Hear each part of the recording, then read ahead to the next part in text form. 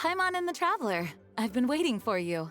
Whoa, looks like Jean wasn't the only one waiting for us. Klee and Kaya are here too. Oh, it's Paimon and Mr. Honorary Knight. It's been so long. Ah, look who it is. You've caught me completely off guard this time. But then again, it's always a pleasant surprise when you two show up. Guess we were so excited to see Jean again that we forgot to knock. I hope we didn't startle anyone. Wait a sec. You weren't talking about anything that we're not supposed to hear, were you?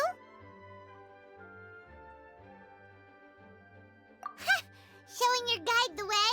Yeah, right. It's been a while since we last met, but I can see you two haven't changed one bit. Don't worry, we weren't discussing anything confidential. In fact, we were just talking about you. Maybe we should let the star of the story explain it in their own words. Yeah! Let me tell it! A few days ago, I was reading Todoko Tales in the solitary confinement room when all of a sudden, whoosh! A letter came flying in through the window. Flying through the window? How does a letter fly?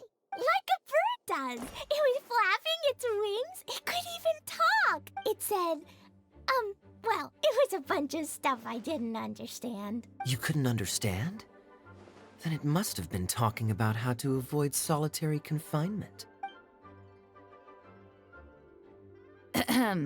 Kaya? Just saying.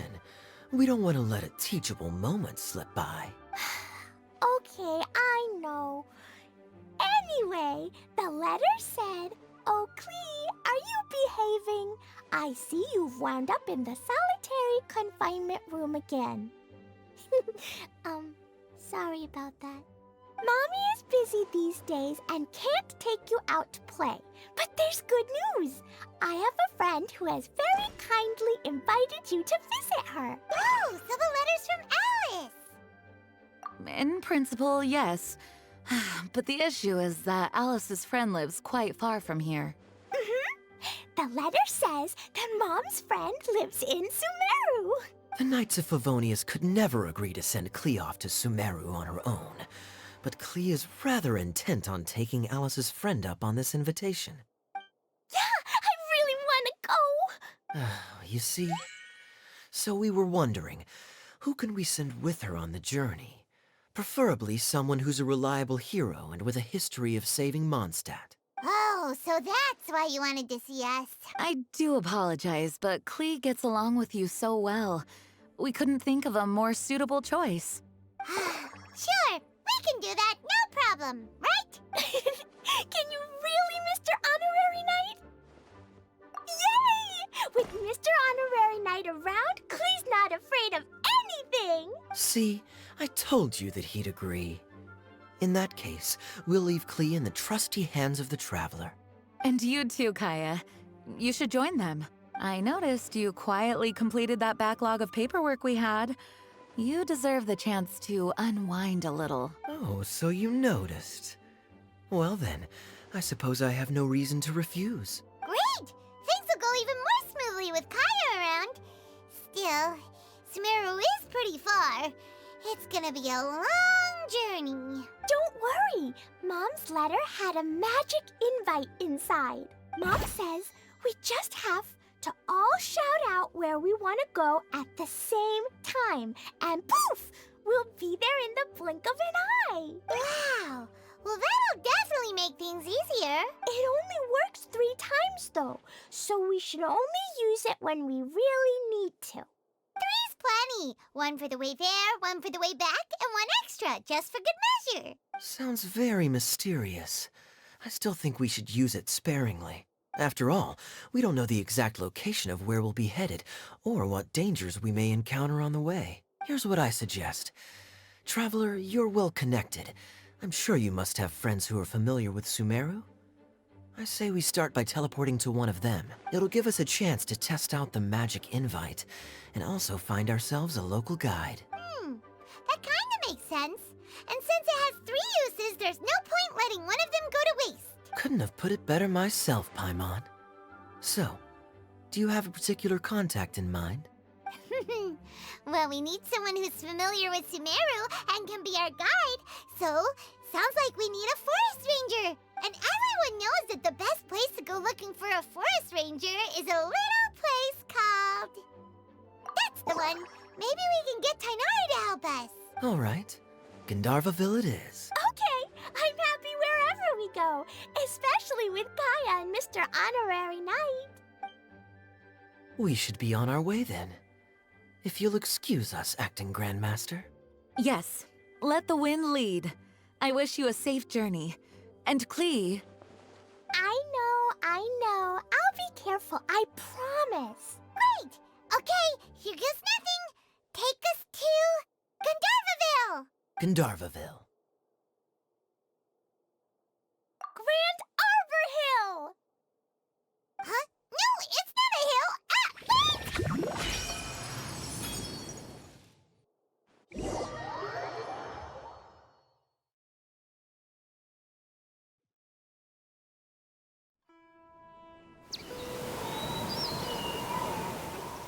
Ah, wait!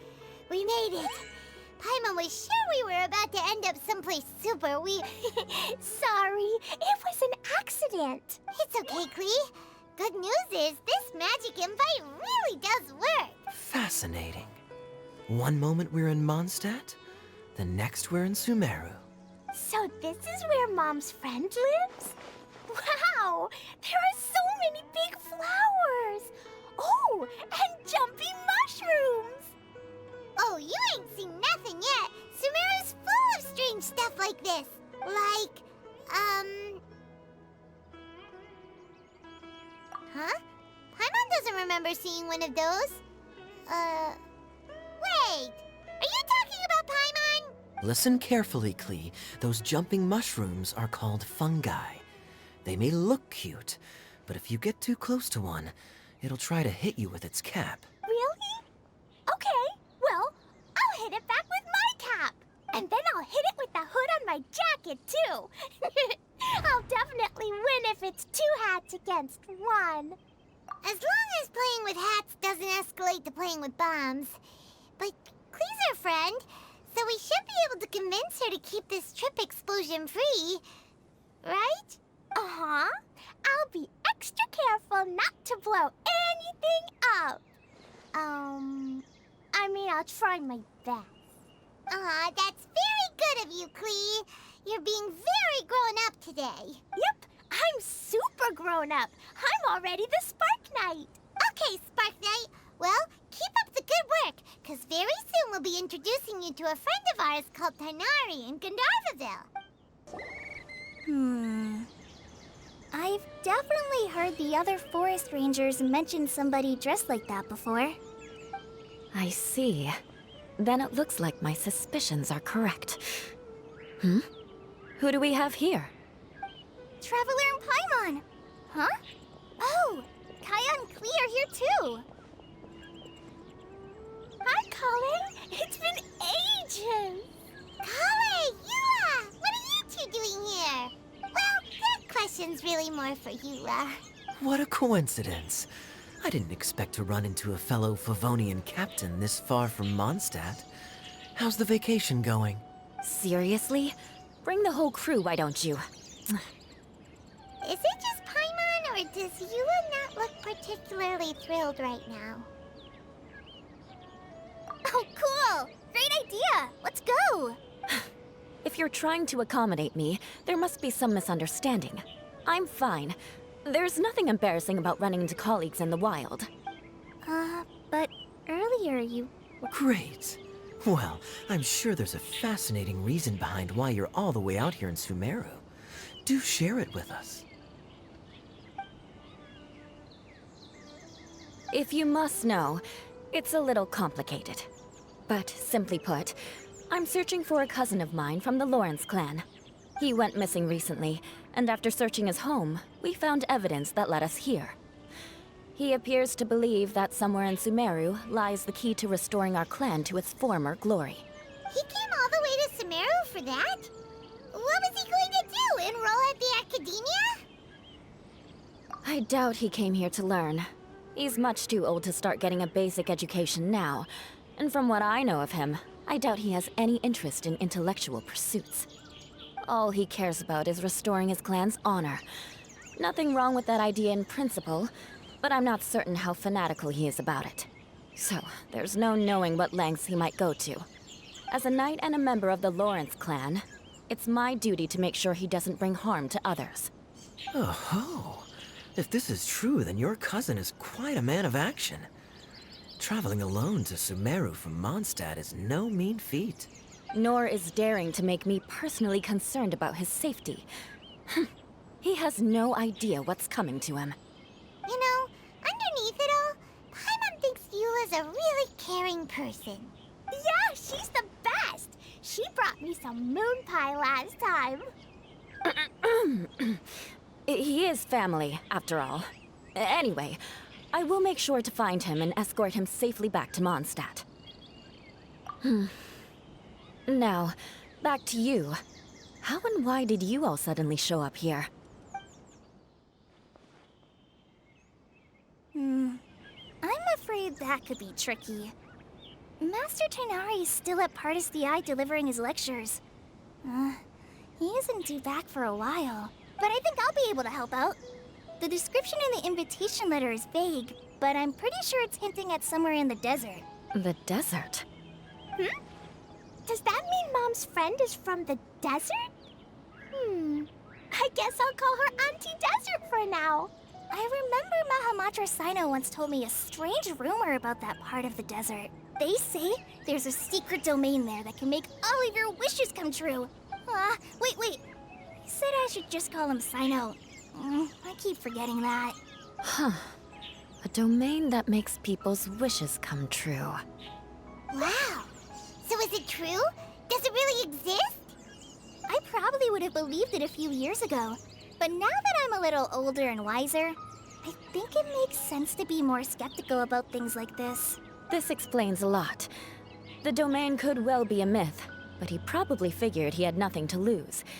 If you intend to search for this place, then please allow me to join you. My cousin has quite a collection of books about Sumeru desert mythology on his shelves. I highly suspect that he, too, is looking for that domain. Can I come too? I think you might need me there. You'll definitely need a local guide while you're in Sumeru. And I think I have what it takes to be that person. Plus, it's a forest ranger's duty to bravely lend a helping hand to others in need. We have every confidence in your abilities, Kale. Our party grows bigger and stronger still. What say you to this, Captain Klee? I think it's super cool! I read in a storybook that on your own you can only have a drop of happiness, but in a group you have a whole ocean. So I'm sure Mom's friend will be super happy if I show up to visit and bring a whole bunch of friends with me. That's the spirit. In that case, let's get the magic invite to take us there.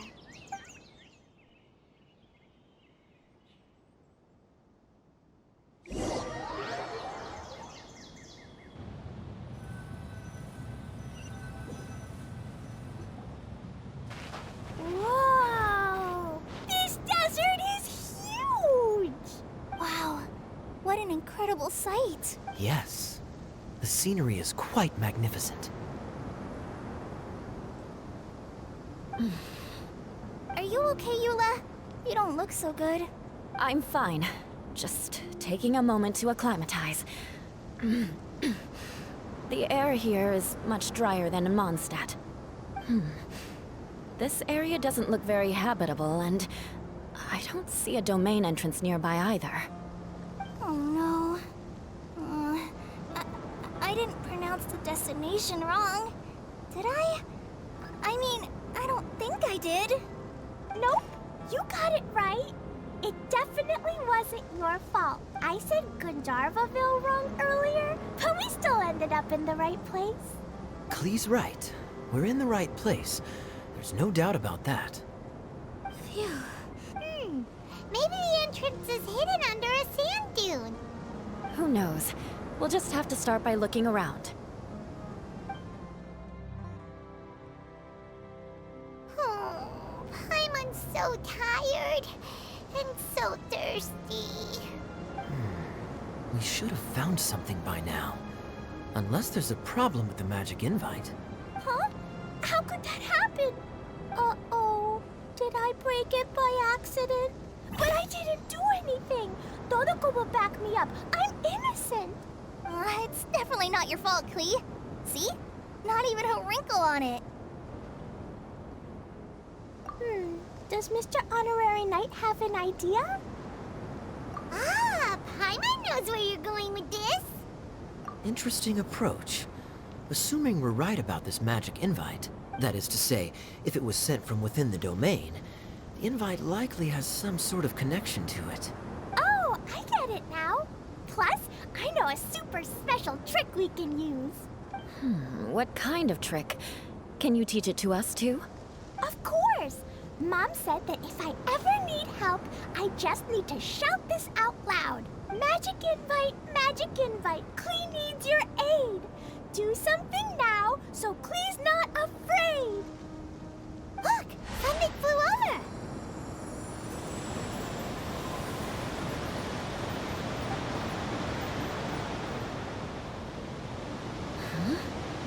It looks like a bottle. Remarkably effective. That's one trick I'll be keeping up my sleeve in the future. You should make a note of it too, Eula. Absolutely not. It's not my style. I suppose bottles are pretty common in Sumeru mythology. So, is this supposed to be the entrance to the domain? A domain? In a bottle? Huh. Well, if there's one thing we learned in Liyue, it's never judge a domain by its cover. Guess there's one way to find out if this really is the way in. Come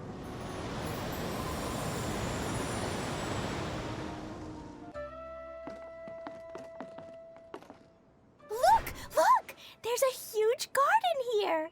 Incredible. It looked so small from the outside. Everyone, I suggest that we stop here for a moment. We should take stock of our surroundings before deciding on our next course of action. Since we're in a bottle, has anyone heard the story of the magic bottle? Oh, you mean the one about King Destret and the genie in a bottle? I've read it before, but I struggled with some of the vocabulary. What's the story about, Kaya? Mom told me a story once about a group of adventurers who went to Bottle Land. But I don't think there was a magic bottle in that one. Don't worry, Klee. I can tell you all about the story of the magic bottle. But if you keep running off on your own, you'll miss all the good parts. Oh. Okay, I got it. I'll stay with the group from now on. You sense it too, don't you, Kale? Something's not quite right. Yeah, the scenery here is beautiful, but it's too quiet. And there's no sign of Klee's Auntie Desert here anywhere. Maybe Auntie Desert lives way further down inside. This place is super big, just like Fischl's Immer Nachtreich. We still have a long way to go. Guess we won't know until we get there. Let's keep going. Hopefully we'll meet her soon. Wow, it's a big ball of water. I wonder what it feels like. Can I touch it? It's so big that we could probably pass straight through it.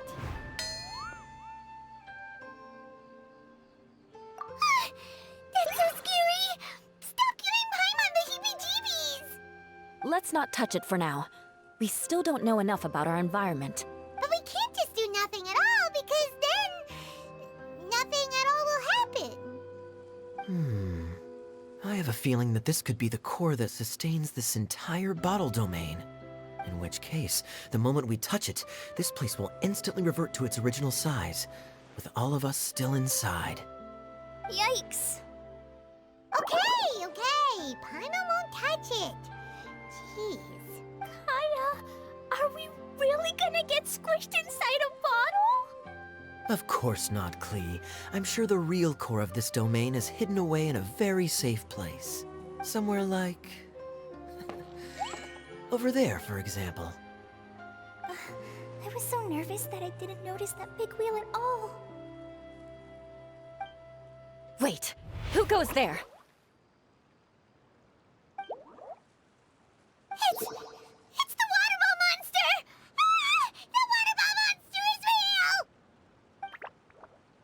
doesn't seem hostile. In fact, don't you think it looks happy to see us? Really? You sure it's not gonna gobble up Paimon whole? I don't think it's hungry. Are you, Water Droplet? Oh dear. I don't know about anyone else, but I'm not understanding a word of this. Wait! Don't go! Wait for us!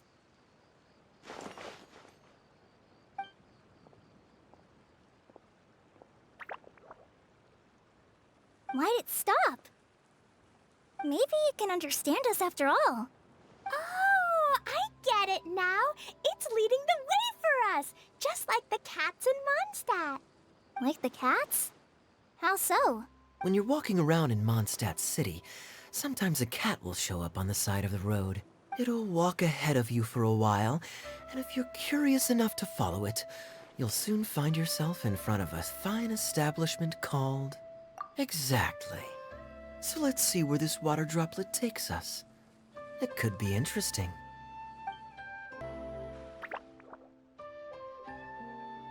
Huh? Another strange contraption. And there's a weird-looking wall over there. This kind of looks like that ball of water we saw earlier. Did the water droplet bring us here because it wants our help with something? What? Your friend is trapped in the wall? Don't be sad, Water Droplet. We're here now. We'll save your friend. You bet. But how are we gonna save them? Do we have to break down this wall somehow? Nope, we can't do that. No breaking the wall. Do we need to find a key of some sort then?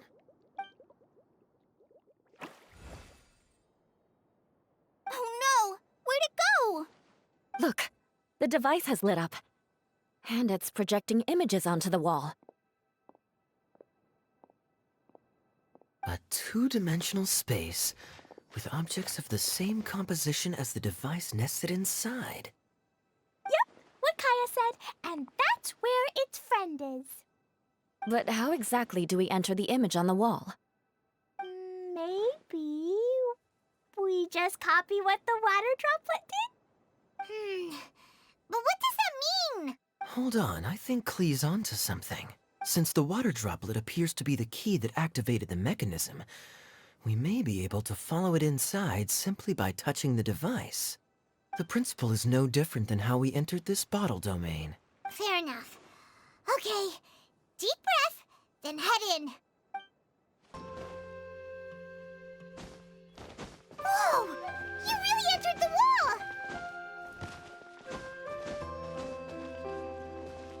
Wow, another water droplet just came out from the wall!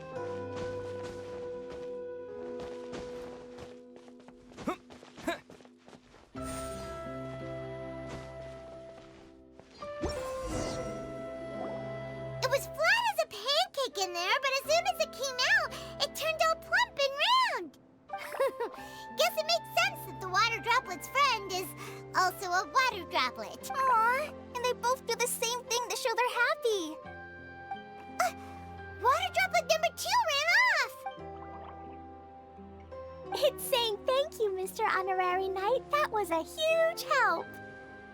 Traveler, how do you feel after entering that two-dimensional space? Any physical side effects? Quit while you're behind. You're clearly fine. Well, I'm just glad that you're okay. Good thing you is here to look out for everyone. Can't say the same for you, though, Kaya. You were pretty quick to send the traveler inside. Hey now, I only suggested that because I was confident that the traveler would be fine. Water droplet, is there anyone else here besides you and your friend? Yep, you know, anyone who looks like me or my friends. Oh, it ran off again. Hopefully this is a good sign. Amazing. Come on, let's follow it. Itia, the situation is now critical. Our window of opportunity to fix this is rapidly closing. I'm sure you've noticed just how much things have deteriorated in recent days. But even so... This is your home. Are you really going to let everything fall to pieces? Well, I live here, but it doesn't actually belong to me. Huh? Paimon knows that voice. Anyone else who comes into this domain in the future will take one look at the ruins before them and conclude that this place was abandoned years ago. But just imagine how different things could be if you maintain this domain in perfect condition. Whoever sets foot inside would witness a magical wonderland. How miraculous it would feel to them to find such unimaginable beauty in the middle of a lifeless desert. Oh, you're right, General. Truly, but... Act now while you still can. You have to stand up to this and break free from your despair. The most important thing is to have no regrets in the end. Well, no one chooses to have regrets, do they? But I take your point. I'll try my best to stop running away. But the question remains of where to begin. Paimon's figured out who it is. Is it Mr. Honorary Knight's friend from a faraway land? A divine priestess? What's that? Is it a kind of mage?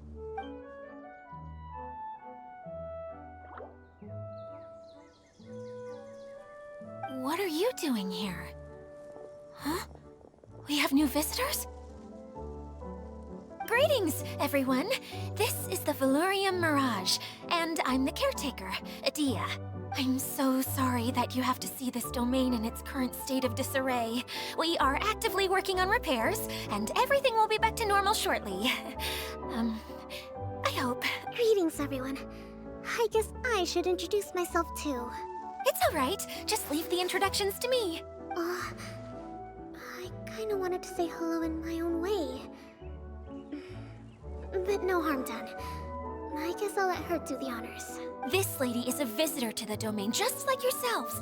She is a formidable military general. Have any of you heard of Inazuma's Onmyo Chamber? The, what chamber? Onmyo Chamber. It's an elite training academy for gifted students of Onmyodo. Practitioners are divided into 4 classes, A through D, and assigned the power of Shikigami based on their mastery of the art. Wait. This lady famously led the Class D underdogs to victory against the Class A favorites in the final mock campaign before graduation. An astonishing feat that few in the history of the Academy have ever achieved. Hence, formidable general is no exaggeration. Isn't that right, General? What's wrong? Huh? Wait, so the favorites were beaten by the classy underdogs? Paimon's not completely following. That doesn't sound like the divine priestess Mr. Honorary Knight was talking about. Uh-oh. Did she just get caught lying in front of someone she was trying to impress? Or maybe she uses a different identity in her private life, and this is the first time her friends are learning about it. Seems kind of embarrassing, but also kind of cool. I guess having someone else to introduce you is a good way to make an impression. Maybe I'd fit in better with everyone if I had a title too. Some people call me a general, but it's just their way of showing respect. My actual name is Sangonomiya Kokomi. Huh? Oh no. Sorry, my mistake, General. I mean, Miss Sangonomiya. Call me whatever you like, Itia. The only important thing about names is knowing who's who. Oh, I get it now. It's like that story that Mom told me that time. Klee can explain. So basically, in the story, a big group of people go on an adventure to Bottleland. One of them's called the King, and some of them are called Knights. So, Miss Sangonomiya must be the super smart one who solves all the problems in the story. What's that one called again? Perhaps a sage? Indeed. Wisdom is an important attribute found in military generals. Okay, well, I'll just call you that. Miss General it is. Fine by me. Sounds really cute, coming from you. At least, cuter than my pen name, that's for sure. Well then, how should I address the rest of you? How could I ever forget you? But what about these esteemed ladies and gentlemen accompanying you? I'd be delighted if you could introduce me to them too. Wait, Klee wants a title too. Okay, got it. Klee wants to be a mage, the kind that flies around everywhere. Da da da! Whoosh! Kaya can be the master thief. Mr. Honorary Knight can be, the knight. And Paimon will be the fairy who follows the knight everywhere. Master Thief, huh? I did like playing pirates as a child, so I suppose this is an apt role for me. And I must admit, the master part is a nice touch. Hold on a second. Are you saying the position of knight is now filled? Yula can be the sword master who can cut through anything and also gets to wear a super sparkly cape. That's more like it. And Kale can be, the healer. No, I don't mind. Healer is a great role. I just don't know if I'm qualified to be one. Whenever I'm thinking of titles for myself, I usually imagine myself as an adventurer or musician. I never thought I could be a healer. I mean, it feels like it should be Master Tainari's role, if anyone's. Don't worry, Kale. You'll be the bestest healer ever. You don't talk much, but you're very kind, just like the healers in Mom's stories. You'll do fine. I heard you're good with bandages. You can patch up a wound, can't you? I can pitch a tent. Maybe you heard wrong? But I'll do my best. It's my first day filling in for Master Tainari, but hopefully it's the first of many. This is a great idea. Once a new visitor arrives, they can assume a new identity, then add in some role-playing. Oh, we can't leave you out, Miss Adia. There are lots of characters in Mom's stories, but you don't remind me of any of them. That's perfectly okay. I already have a role here anyway, remember? I'm the caretaker. I got it! I got it! This wasn't in any of the stories, but you can be the mascot. Mascot? Klee, maybe you could think up an even better role for Miss Adia. A mascot, you say? Isn't that a character that doesn't have to actually do anything and sits around letting everyone else do all the important work? Incredible. You've seen right through me. Sounds like the idea of being lazy is pretty exciting to her. The mascot serves to maintain troop morale, Adia. Don't underestimate your role. Ah, all right. I'll be the mascot then. That's right. Thank you for bringing these new friends here safely. You can go off and play now. Thanks, Water Droplet. See ya!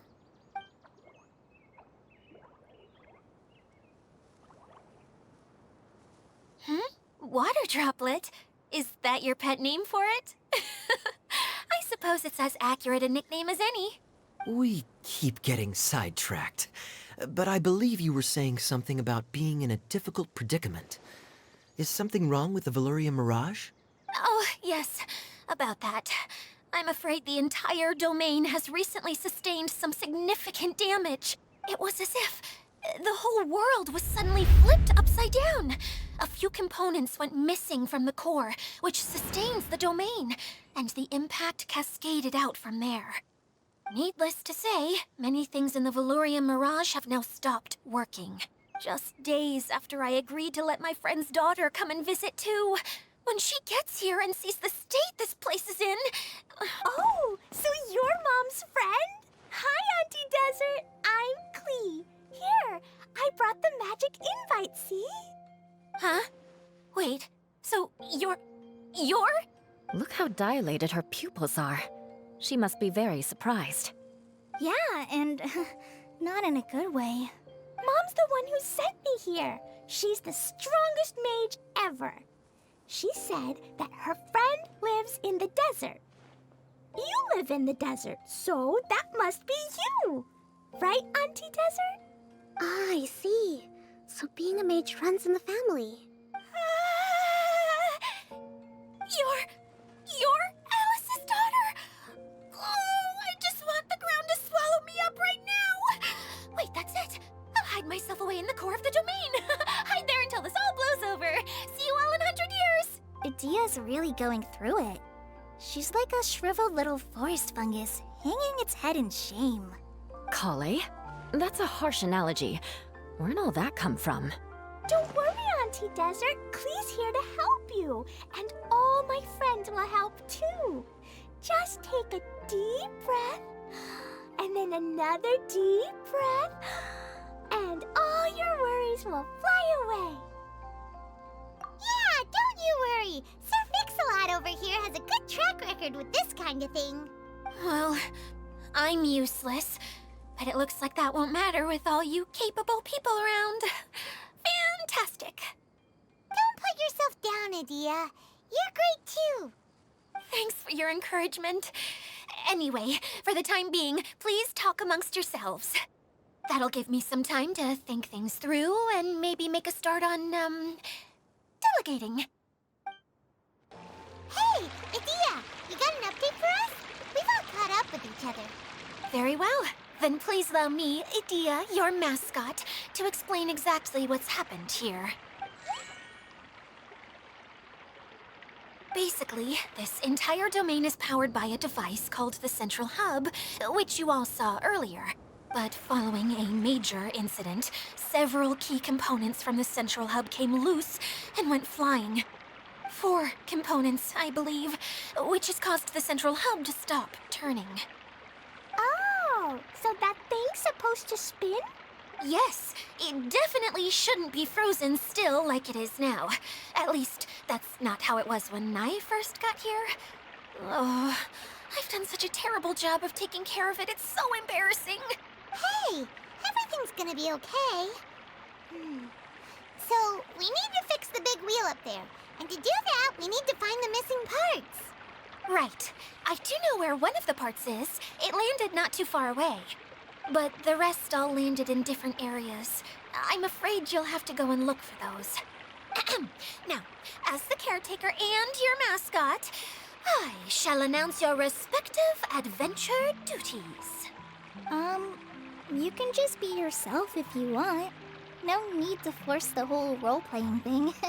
Oh, I see.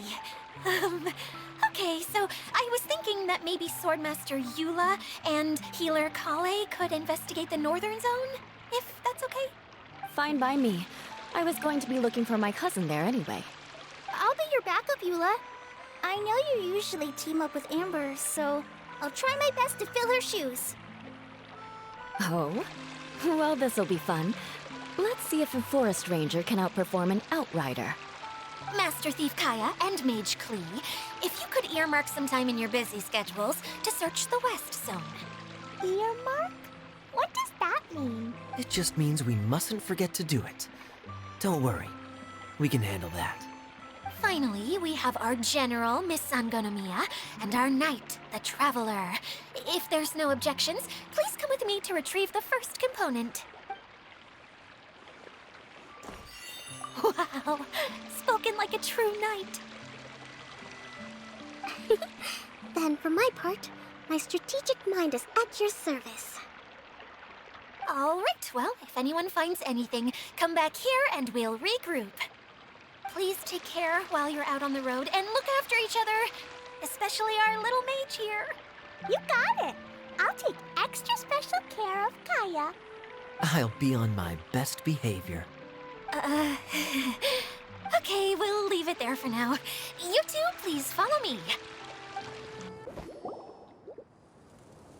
Okay, this is the spot. Now, I'm sure you're both wondering, but where's the component? There's nothing here. Oh, where could it be? Oh, it's that lamp thingy, right? Water Droplet showed us how that works already. Yes, that's the one. There goes my big introduction. Showing people the ropes is supposed to be my job. Oh, I can't believe I'm being shown up by a Hydro-Eidolon. Cheer up, Edea. The Hydro-Eidolon can give a basic demonstration of how to use things, but beyond that, it can't communicate. That's where you come in. Your descriptions can explain everything in full, vivid detail. Paimon forgot how persuasive Kokomi can be when she really wants to. Sometimes having a genius strategist around really comes in handy.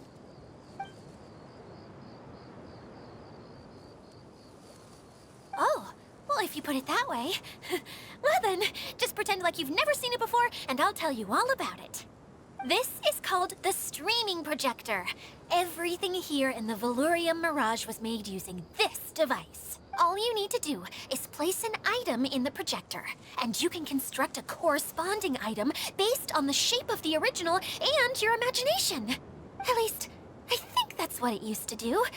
With the domain in its current state, only its most basic functions are still operable. Okay, not quite that basic. At the moment, it's only able to show two-dimensional objects. I call them preprints. Think of it like a sort of draft or blueprint or something. So you're saying the component fell into the preprints? Yes, exactly. I'll leave you to go in and physically retrieve it. Well, I'll be out here rooting for you by doing a motivational dance. Really? No, sorry. I feel like I have two left feet when I try to dance. I guess I'll just find a place nearby to sit and wait patiently for you. Hey, come on! Cheer up! We'll handle everything from here!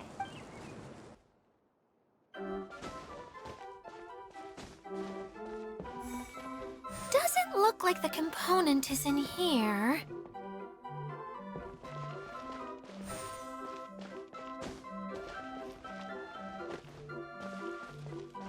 Yes, that's the one! Now you just need to bring it back out. What is this thing anyway? Some kind of gear? And why is it so small? It doesn't look like it belongs in that huge wheel. It's hard to explain, but I assure you that it's definitely one of the components. So that leaves 3 more components missing. Every journey begins with a first step. I think we're off to a good start, and things should keep going smoothly from here. You really think so? I suppose you're right. She did manage to defeat Class A at the Onmyo Chamber, after all. You don't need to keep bringing that up. Anyway, thank you for all your help. I'll take this and start trying to repair the central hub. You two may as well head back to town. Oh, why am I so clumsy? Once again, I was no help at all. The least I can do is try and handle the actual repairs.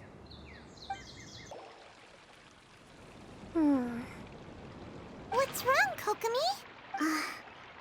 I'm just a little confused. You mentioned that the water droplet showed you how to use the projector? Can you tell me a little bit more about that? I'm so curious to know what happened. Oh, sure! I see. Hey, look! The wheel is spinning now! Oh, and now it's stopped again! Well, It also wasn't spinning at the right speed. Before the incident, it spun much faster than that. oh, so you saw it back when it was still working? Oh yes, I arrived here a little earlier than the rest of you.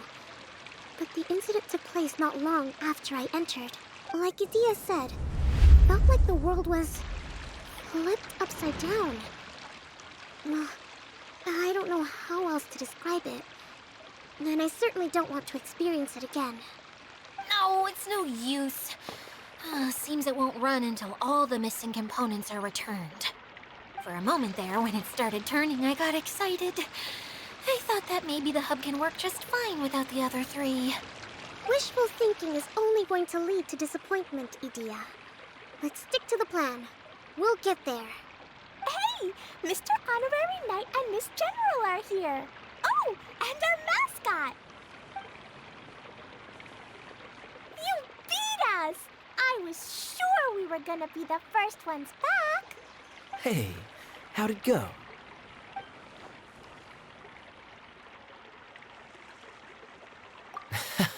Impressive.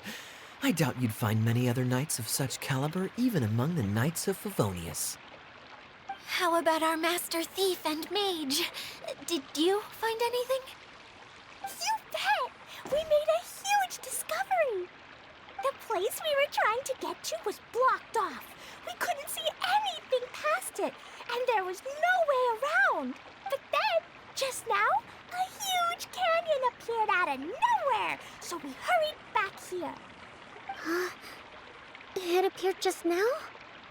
Come and see, Mr. Honorary Knight. Let's go on a canyon adventure. I'll sit this one out. I'm beat after trying to make those repairs. I need to take a break. Miss General, you should come too. You can hide behind me and give me smart advice while I protect you. Wonderful. It would be an honor to serve as advisor for our young mage. Let's go!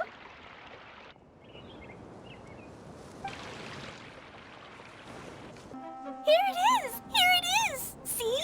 This canyon wasn't here before. Just before the canyon appeared, I heard a faint sound, like something mechanical turning. Ka-chuck, ka-chuck, ka-chuck. Could it have been the central hub? That would mean this canyon appeared after it started spinning. Hey, you, oh. New guys, huh? Oh, hey! Paimon didn't realize anyone else besides Adia lived here. You actually saw her?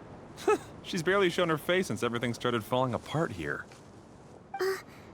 Excuse me for asking, but who are you?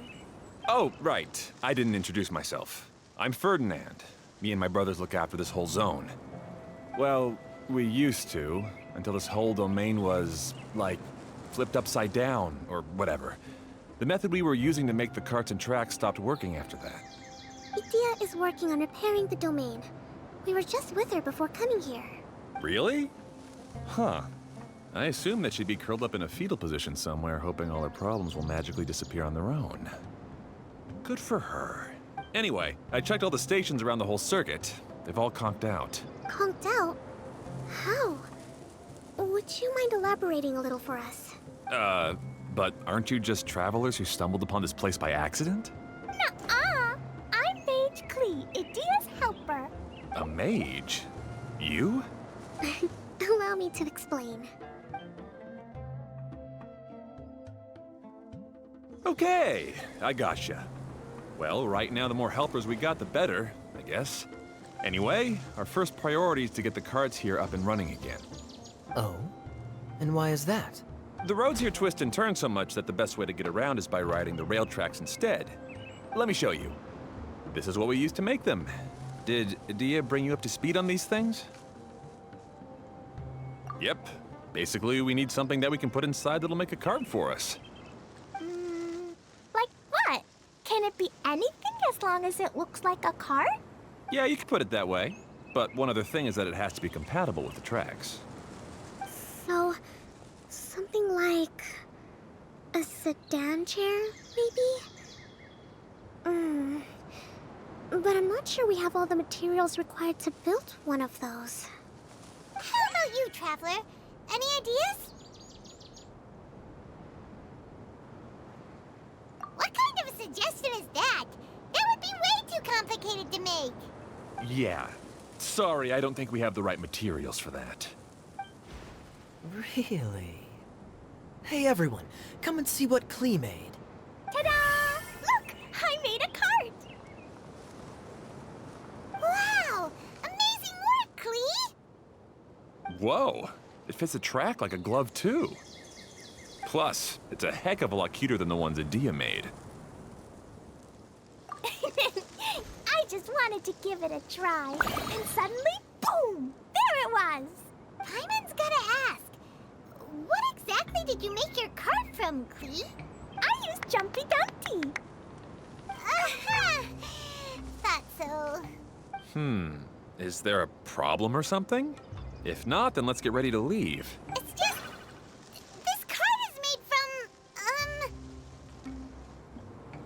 It's a bomb or something, isn't it? Yeah, I gathered from your conversation that Jumpy Dumpty is a little more volatile than the cute name suggests. It's okay, though, because the end product only takes on the general look of the source material.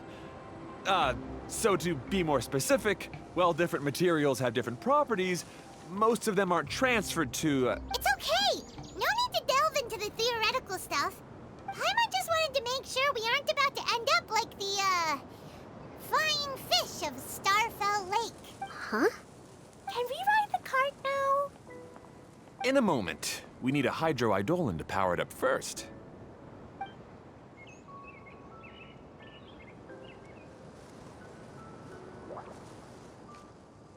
Okay, she's ready to roll. Hop in.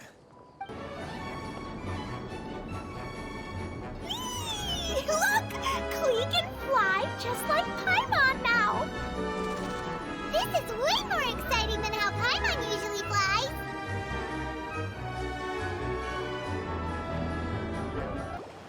Oh, there's another spinny thing here. It's so big. But, not as big as the one we saw in the middle of this place. That one was huge. I bet it's something super important. I remember what Kaya said earlier. Very good, Klee. You're using what you saw earlier to make observations, like a real adventurer. It appears to be a system that rotates to switch tracks. That's right. Originally, all you had to do was flip this switch and the junction would rotate. But it seems Jeremy still hasn't fixed it yet. He sure talks big, but when it comes to actually getting things done... Is this Jeremy you mentioned one of your brothers? Yeah. When I talked to him about repairing the tracks, I suggested we start with the station, but he said we should start at the junction. Really, it made no difference which one we started with, but he just had to turn it into a huge argument. He always treats me like I'm a fool and disagrees with anything I say. Let's see what he has to say now that I've already fixed the tracks. If you ask me, you're clearly a sharp person, Ferdinand. Yes, finally someone who can recognize that, rather than just shrugging off my ideas. Come on, let's make our way to the junction and see what he's up to. I bet he's still fretting over what to do. Everything will get better once we get the switcher working again. Still stuck here just as I expected. Well, did you make any progress? Didn't I already tell you? Just have the hydroidolins fix the junction and then make a new cart. After that, we can use the junction to... Wait a minute, how did you get here? It took a lot of effort for me to climb all the way up here. The answer is standing right in front of you. Yeah, sure. Those travelers must have helped you. You never get anything done on your own. You always get someone else's help and then try to take the credit for yourself. You're one to talk. What have you managed to accomplish, huh? You were here just moping around all day. Whoa. They started arguing the moment they saw each other. But aren't they supposed to be brothers? Me? His brother? Hardly. All right, Jeremy. That's enough. Fine. I'd rather be focusing my efforts on fixing the track switch rather than arguing anyway. You should calm down too, Ferdinand. Let's all focus on the situation at hand. Any personal problems can be settled later. Fine.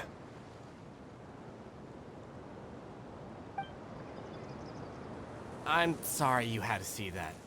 My name's Jeremy. I'm one of the people responsible for taking care of this area.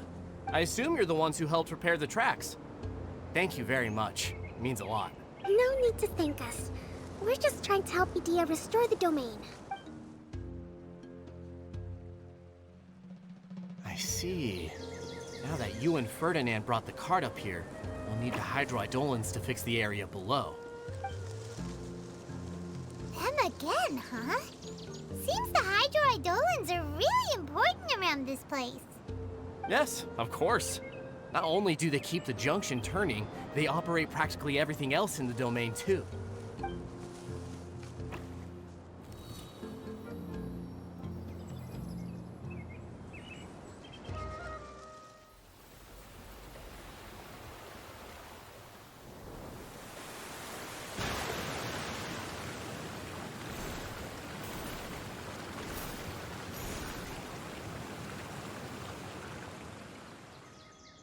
All right. Seems most of the tracks and junctions have been repaired now. Yep. So maybe it's time you give credit where credit is due, What? You think you deserve the credit? If anything, we should be thanking these travelers. You... Well, either way, you're not the one getting any credit. You're always quick to criticize my ideas and push your own, but you never actually get anything done. And what about you? Don't forget it was Hado and I who took care of the mess that one time you impulsively tried one of your brilliant ideas. Speaking of Hado, wasn't he with you?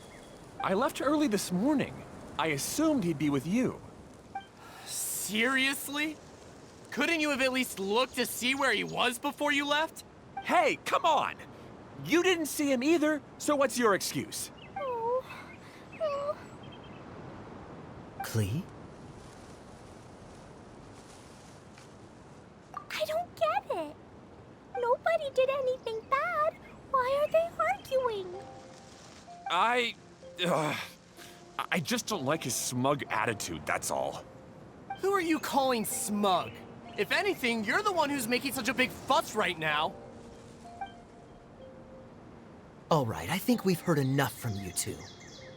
If you insist on bickering, then I'd suggest you go somewhere else. Otherwise, I'll just cool you two off myself. Now, come with me. I'd like to have a word with you. Phew. Don't be upset, Klee.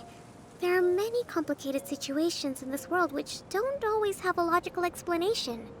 As a passing traveler here, it's not my place to comment on their disputes.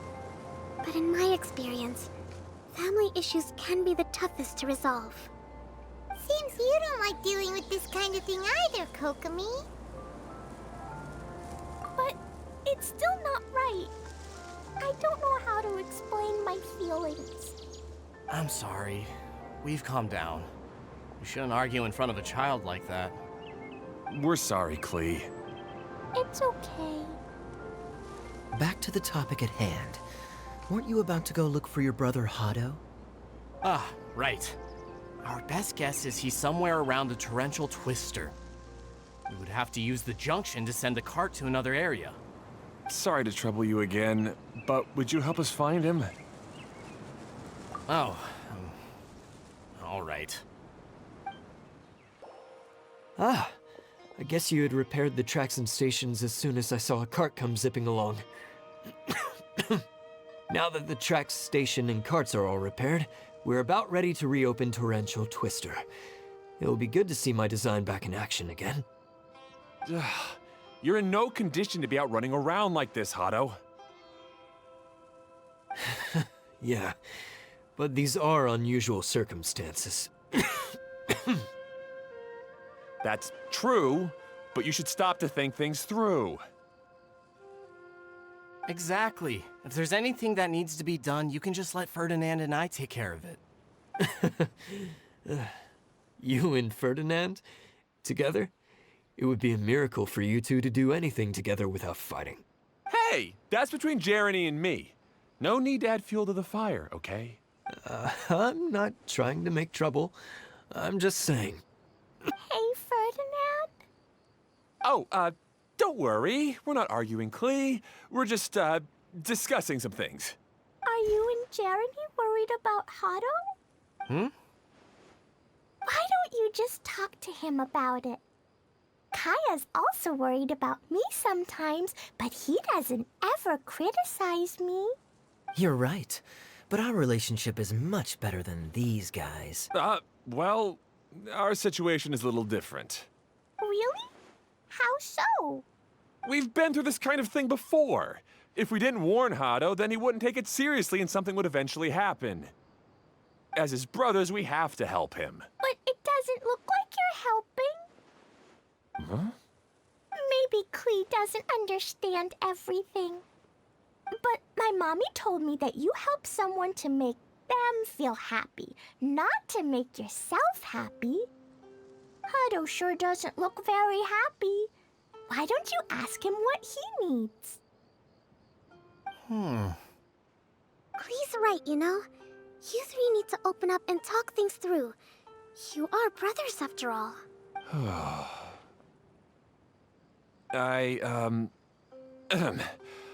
I've always cared a lot about you, Hado. Just like when we were back in the desert. You suddenly passed out and Jeremy and I started arguing. Eventually, all three of us ended up in this domain. I'm just worried that something similar could happen again. If you were to pass out and with nobody around to help you... I know, but this domain is nowhere near as dangerous as the desert. I was thinking that if I could handle these problems myself, then you two wouldn't have to argue about anything. If it weren't for my poor health and lack of energy all the time, then I wouldn't have always been such a burden on you two.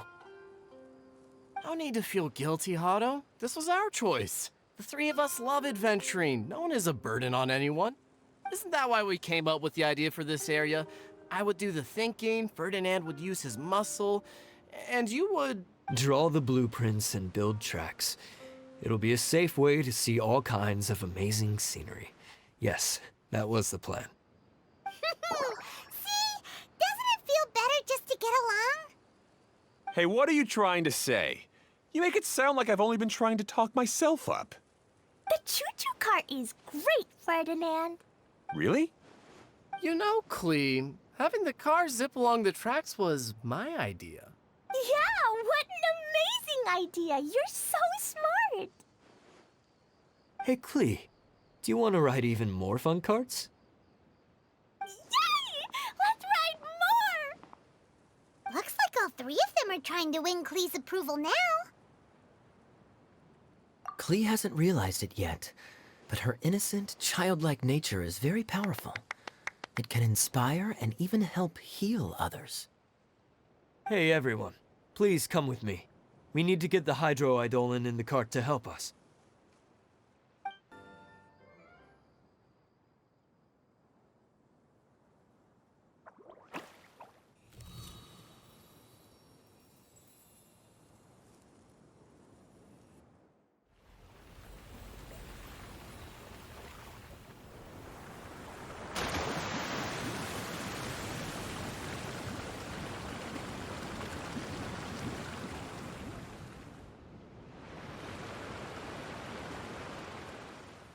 Hado and I have double-checked everything. It's all operating safely.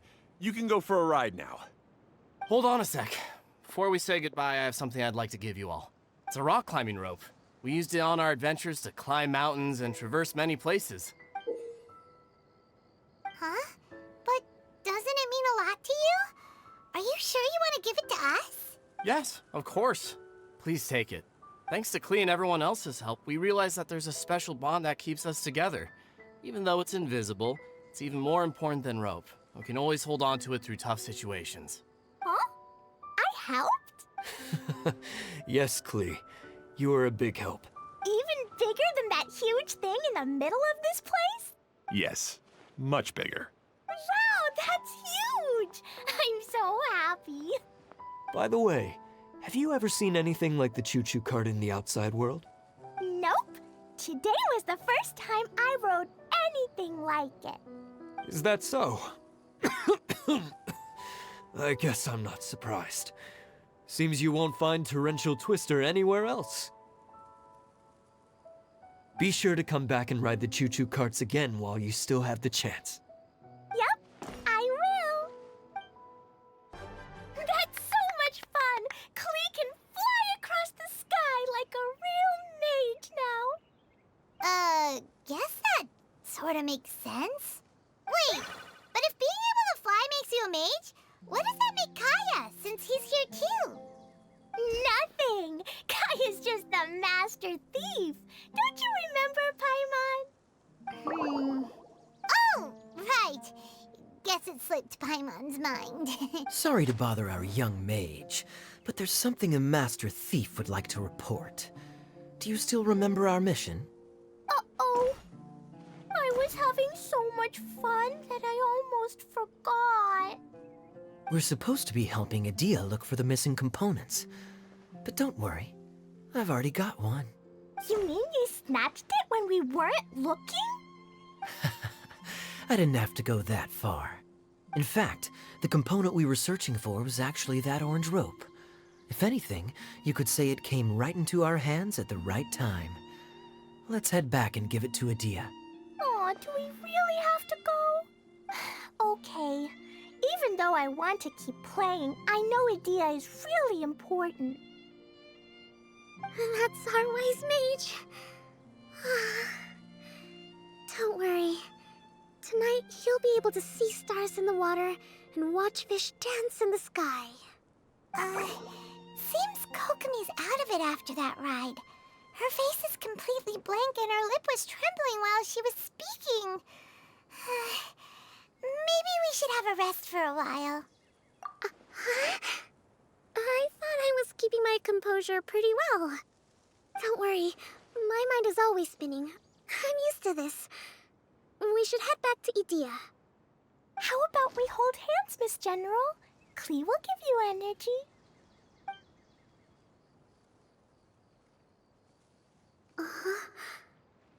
After holding Klee's hand, the stars in the sky and the fish in the water have all disappeared. I must have been seeing things from riding the cart. What are you smiling about, Kokomi? Oh. Nothing. Nothing at all. Welcome back! Well, any good news? Oh, don't tell me! You've taken care of all the problems and now I don't have to do anything? Yeah, we even rode the choo-choo cart. Do you want to come ride too? But maybe you'll have to wait till tomorrow. I'm a little tired now. Seems she had a little too much fun and now she's about to crash. I think it's time for a rest. Good idea. I think we could all use some downtime. Thanks for giving me some energy, Klee. Then we'll see you later. Bye, Mr. Honorary Knight. Bye, everyone.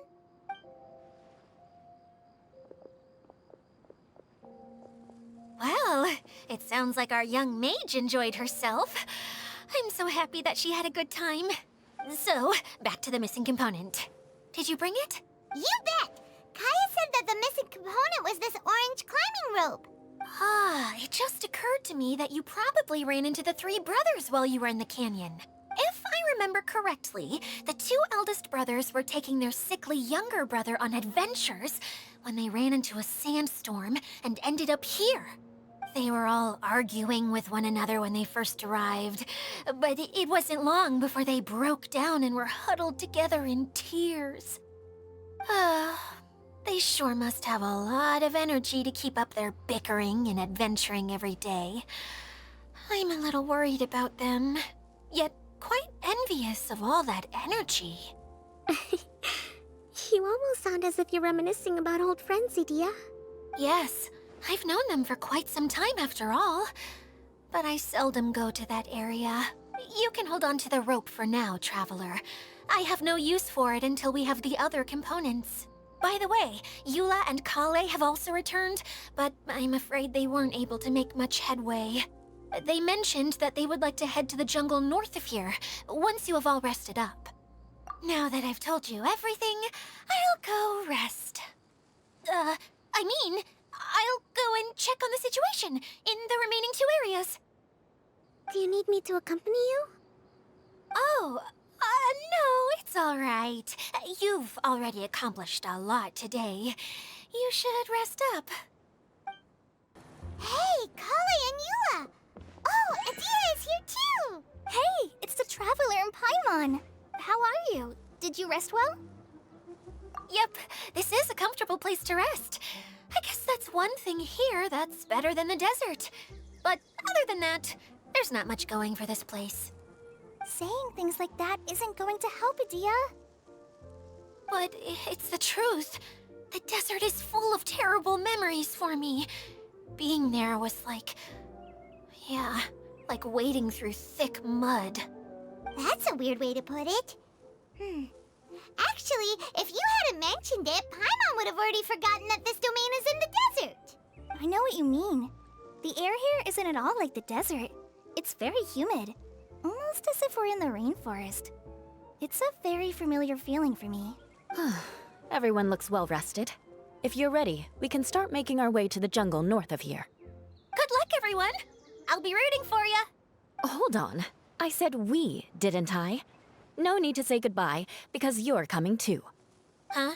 But wait, I'm just the mascot! You can't back out this time, Adia. The manager of the fairgrounds is waiting to see you. She said Adia is the only person who could help. Yes, Kale and I discovered a fairgrounds in the forest. The person in charge of it seems to be a Spontamod scholar. A scholar? But what's she doing there? Researching the forest ley lines? Oh, I wish there were ley lines here that I could ever study. Anyway, I know who you're talking about. I'd better come along then. Finally, someone has arrived. Sorry to keep you waiting, Maimuna. We've brought Adia with us. Thank you, Kale. It's been quite some time since I've seen you, Idia. To be honest, I didn't think you'd actually show up. If anything, I thought you'd be curled up somewhere crying alone. Hey, you shouldn't be saying things like that. Doesn't seem to be the first time Paimon's heard someone say that about Adia, though. You want to see me cry? Fine. I'll stop crying right here. No, please don't. All right, I shouldn't have said that. Now, who are these two? And Paimon is Paimon! They're reliable helpers. Lucky for you that I found them. You'd better be more careful about how you speak to them, okay? Of course. Good to meet you. You may call me Maimuna. For the sake of time, we should forego the usual pleasantries. Please follow me.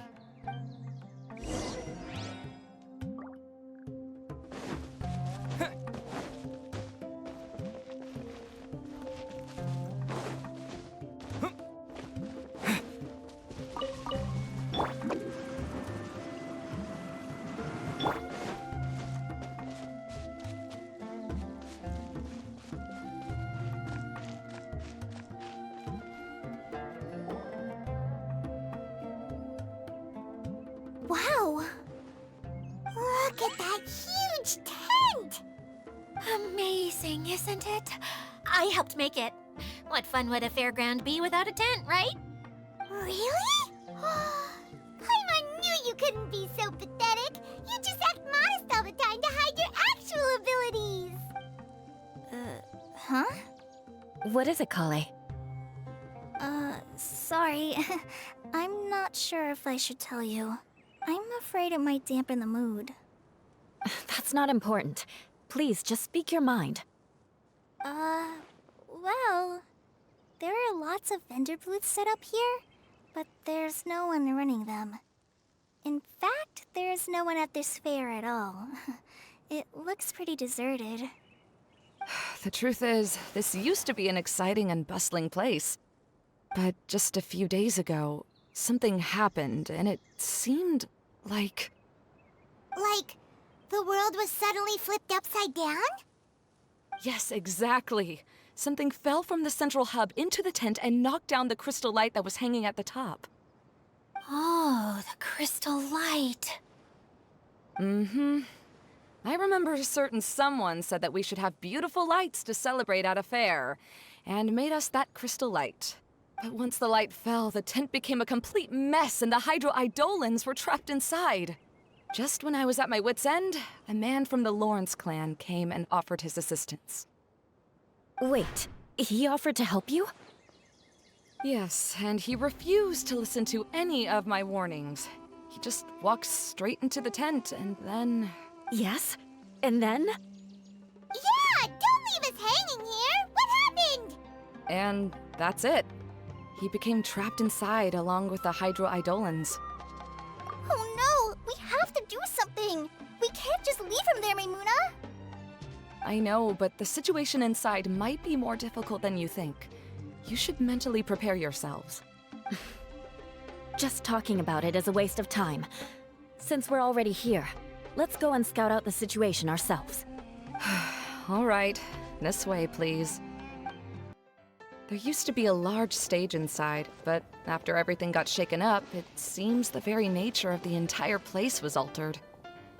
The lamps and crystal light that were hanging above have all fallen down, which makes repairs near impossible. Wait, so you mean it's difficult to move around in there? Yes, mainly because of the lights. Do any of you have experience being on stage? Once the stage lights turn on, everyone's attention is focused on you. I can't stand that feeling. Having everyone's attention focused solely on me would just make me feel terrible. Me too! I'm no good at speaking in front of people. And then to have everyone staring at you. Ugh. Just the thought of it makes me shudder. Sounds like you have some things you haven't been able to let go of yet. Please don't laugh. I'm trying my best to change that, but there are still some things I can't overcome. Like when there's a lot of people around, or when people are staring at me. No, there's nothing funny about that. And you know what? It's not a bad thing to care when other people are looking. That's my opinion anyway. Think about it. Only people who have high standards for themselves would worry about failing to meet others' expectations. You have many good qualities, Kale. I bet if you had to learn dance since childhood like myself, then you'd be an even better dancer than me. No way! That would be impossible. I can relate. I know exactly how she feels. Maybe we should find a time for you to learn with me. And one day, you will become an outstanding dancer too. By that time, you'll be so focused on performing your beautiful moves that you'll no longer worry about an audience watching you. Wow. Eula's so passionate about this that she's practically glowing now. Really? You do that? You wouldn't think I look stupid and secretly laugh at me, would you? You really think I'm that kind of person? Fine. Vengeance will be mine. Oh, no! Of course not. Alright, please teach me. Seems there's no need for me to warn you again. Anyway, you just need to open the curtain and you'll be able to see the stage. Hello? Is anyone here? If you can hear me, please help! Lessig Lawrence? Who are you? Who has the audacity to utter my full name? You sure don't look like you're in any condition to be talking like that. Yep. He's a member of the Lawrence clan, all right. Even though he's hanging on by a thread, he still insists on clinging to meaningless etiquette. You. What are you doing here? Huh. Have you come here to mock me, Eula? If you would just think for a moment, it should be pretty obvious why we are here. Yet, now you're intentionally trying to provoke me? Of course, you don't have to accept my help. After all, aristocrats are naturally superior and need no help from others. Yes, thanks for the reminder. I don't need help from the likes of you. I don't think he really means it, Eula. His tone was harsh, but he keeps glancing at you from the corner of his eyes. It's my opinion as the healer that he needs help. Okay. He's been trapped for so long that it seems he's forgotten how to hold a decent conversation. How ridiculous. Let's go. We'll leave the stage to this person who'd rather save face than save his own life. Hey, no, wait! Halt! You cannot just leave me here. We're both of the Lawrence bloodline, after all. Helping me when necessary certainly won't tarnish your prestige. If anything, my embarrassing predicament will be overshadowed by your virtuous deed. We must uphold the prestige and dignity of the family. This is the best reason you could come up with? You think tacking on the word family will be enough to talk me into helping you? You should be ashamed for your careless actions. It's because of you that we all had to come here. Seems everyone in the Lawrence clan is this way. They'll do anything to save face.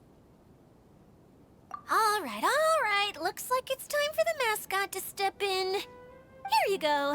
One for Eula, and one for Lessig. What is this? Candy? Thanks. Oh, the smell. It's just like the aroma I smelled coming from the lens. Yes, that's right.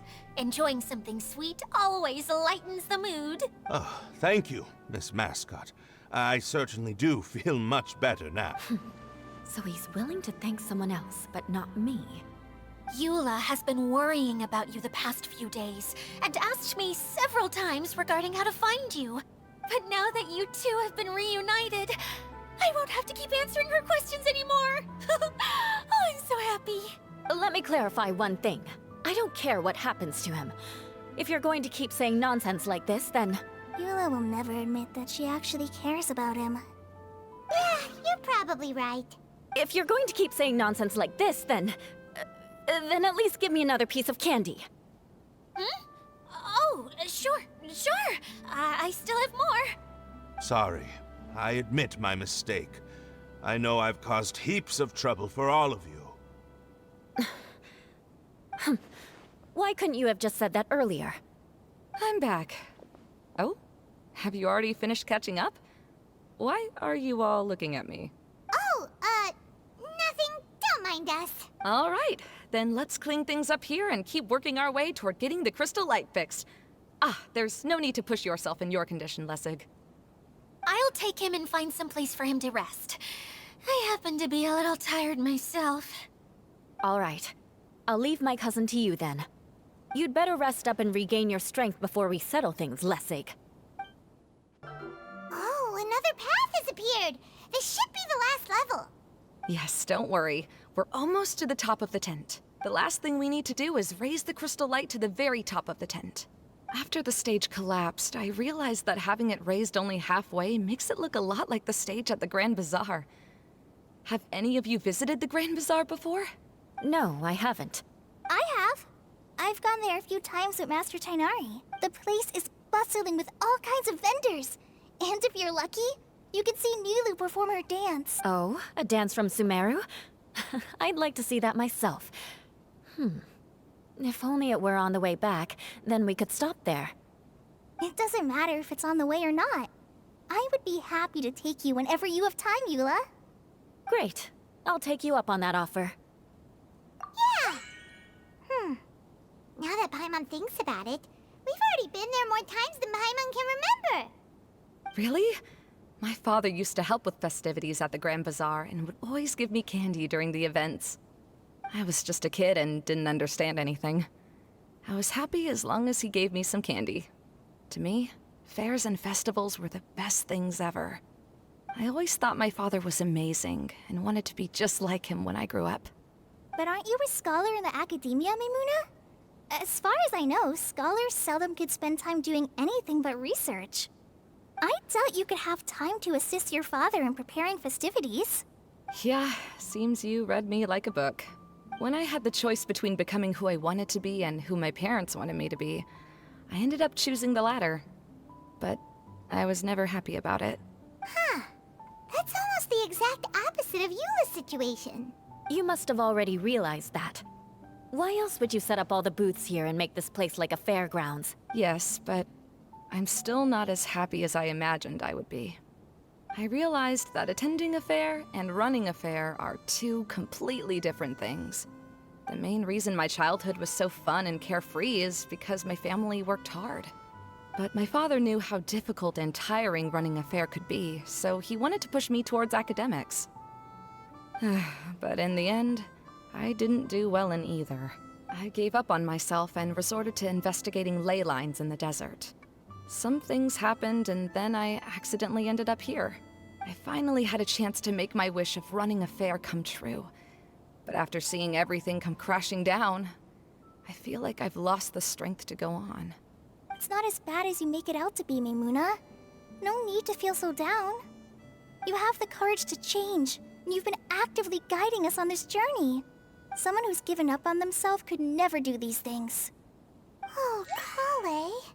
I understand my situation better than anyone. You don't need to try to comfort me. It's not that I'm trying to comfort you. It's just that people sometimes don't realize that their actions speak louder than words. Believe me, this is something that I learned from my time together with Eula. Oh, what are you trying to say? Oh, nothing. Now, let's get that crystal light fixed. All right.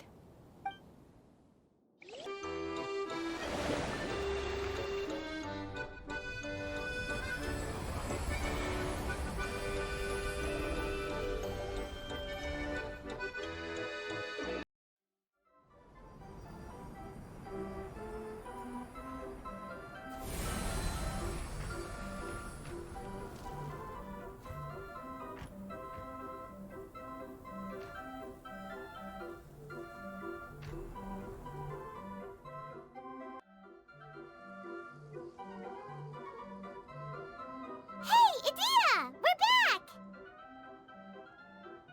Oh, I was starting to wonder what was taking you so long.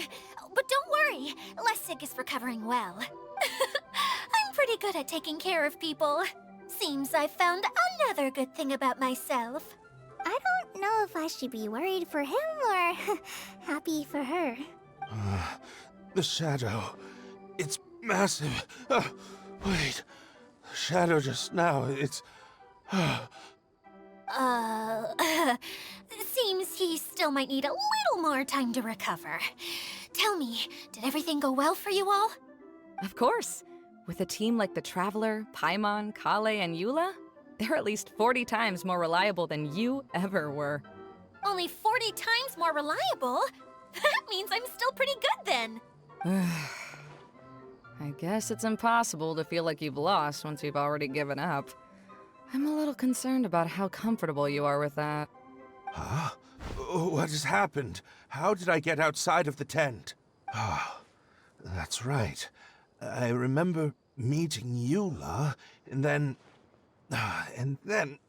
Oh, my head. Oh, you're awake now. Don't worry, that's just a side effect of your treatment, Lessig. I'm afraid I still feel a little disoriented.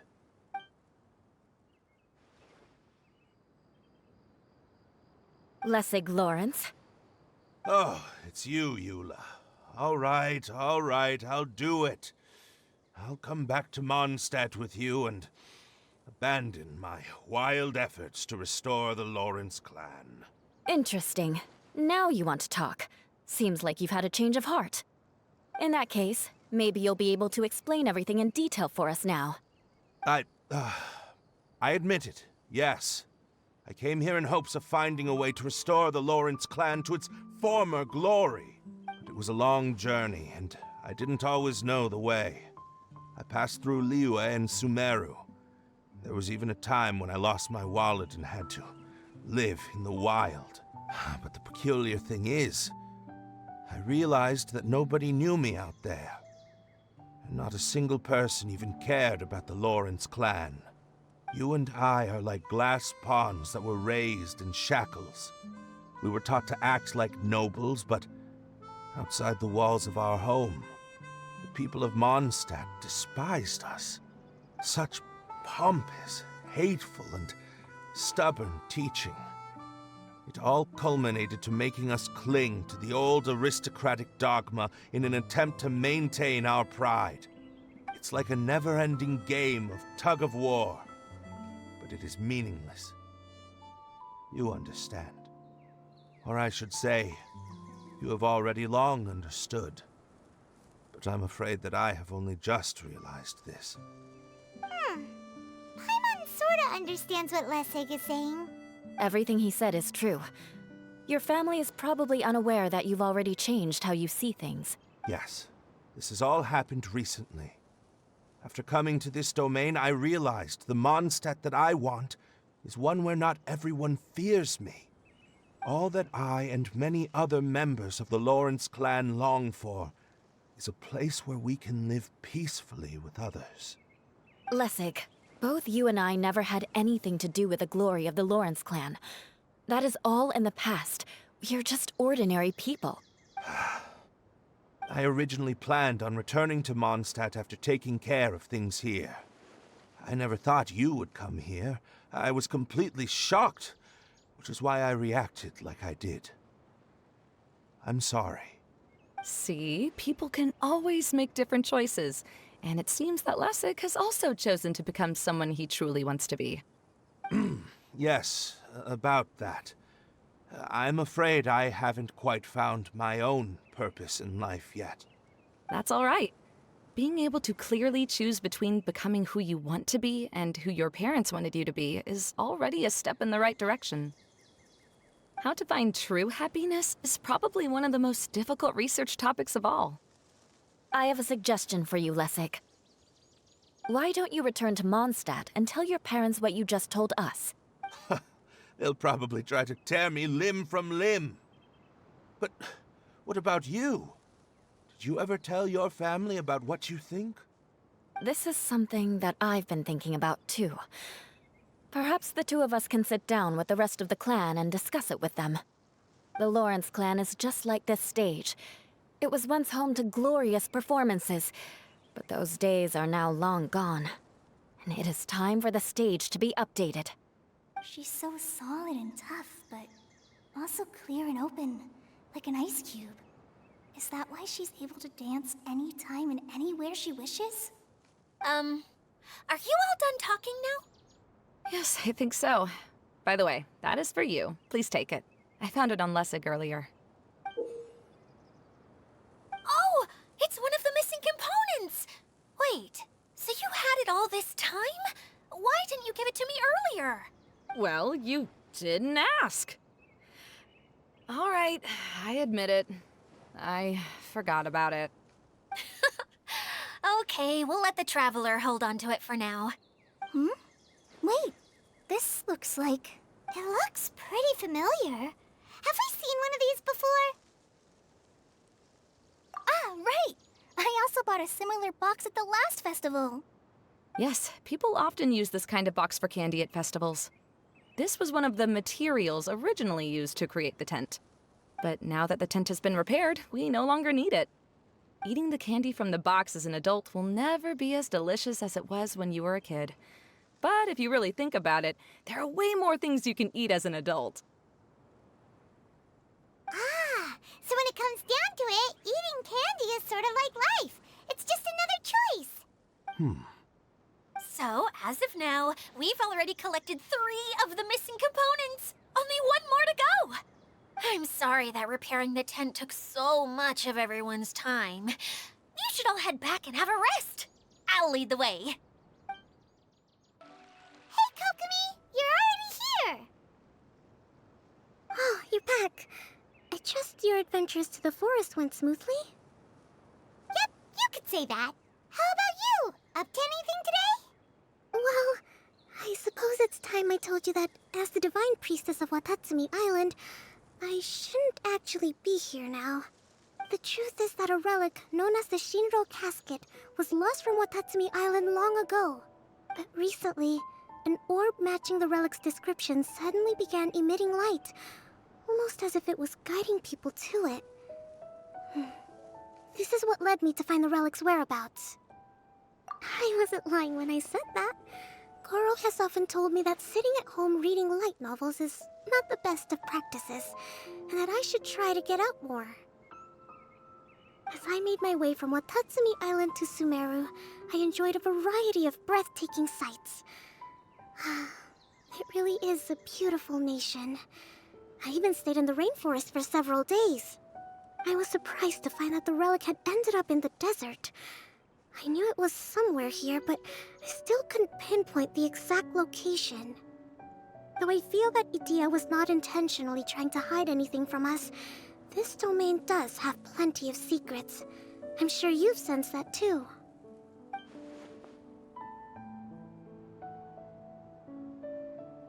Now that you mention mention it, a lot did happen today.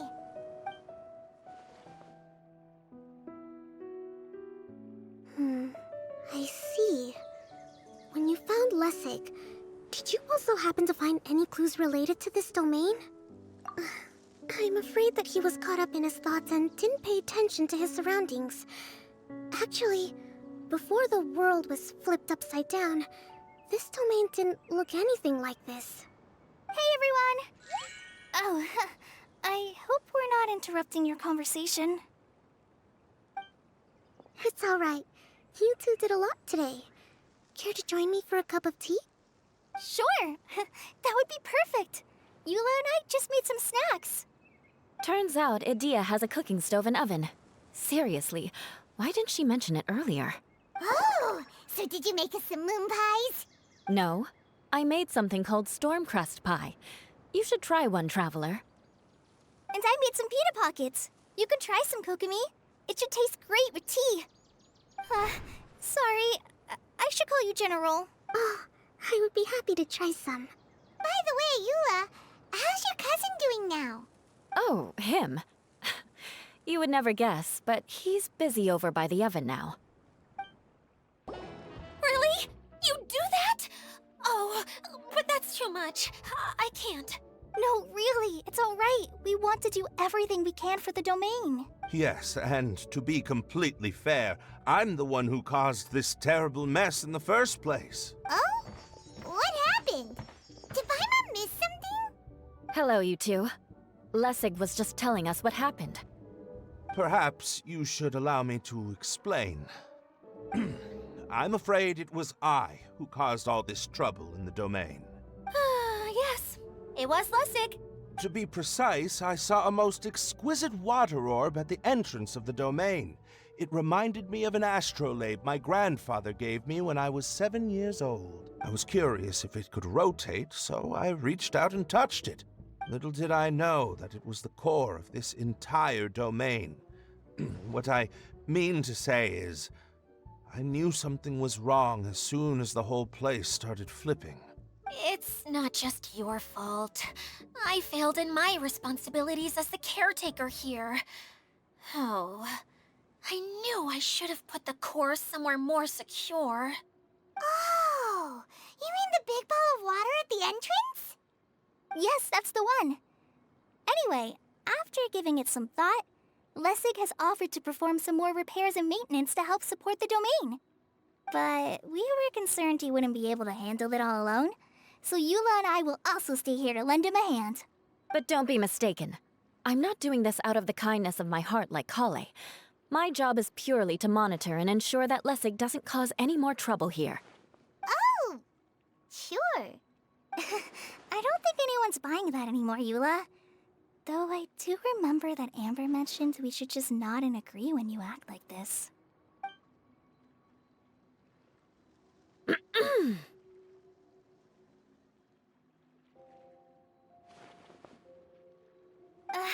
Right. You better not slack off today, Lessig. No, I'll get right to work. Either way, Lessig is going to be in charge of making lunch for everyone today. Yes, I'll try, but I'm not sure if my skills will prove satisfactory. What was that? No, I mean, thanks everyone for giving me a chance to redeem myself. I can already feel new strength kindled inside me. Ha ha ha. No, maybe that's just the heat of the oven. Very good. But you should conserve your strength. Many parts of the domain are still in disrepair, so we have a lot to investigate. Seems Adia has a little more pep in her step after finding others to help do the work. Now that you three are situated, we can focus on what the rest of us will be doing today. I'll go gather the others. We should get ready to leave as soon as possible.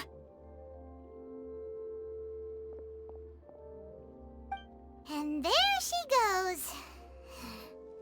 At least she seems to be happy.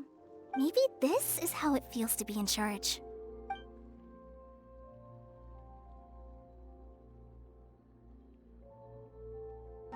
The director doesn't get out much. He's almost always cooped up in his treehouse making props or writing scripts.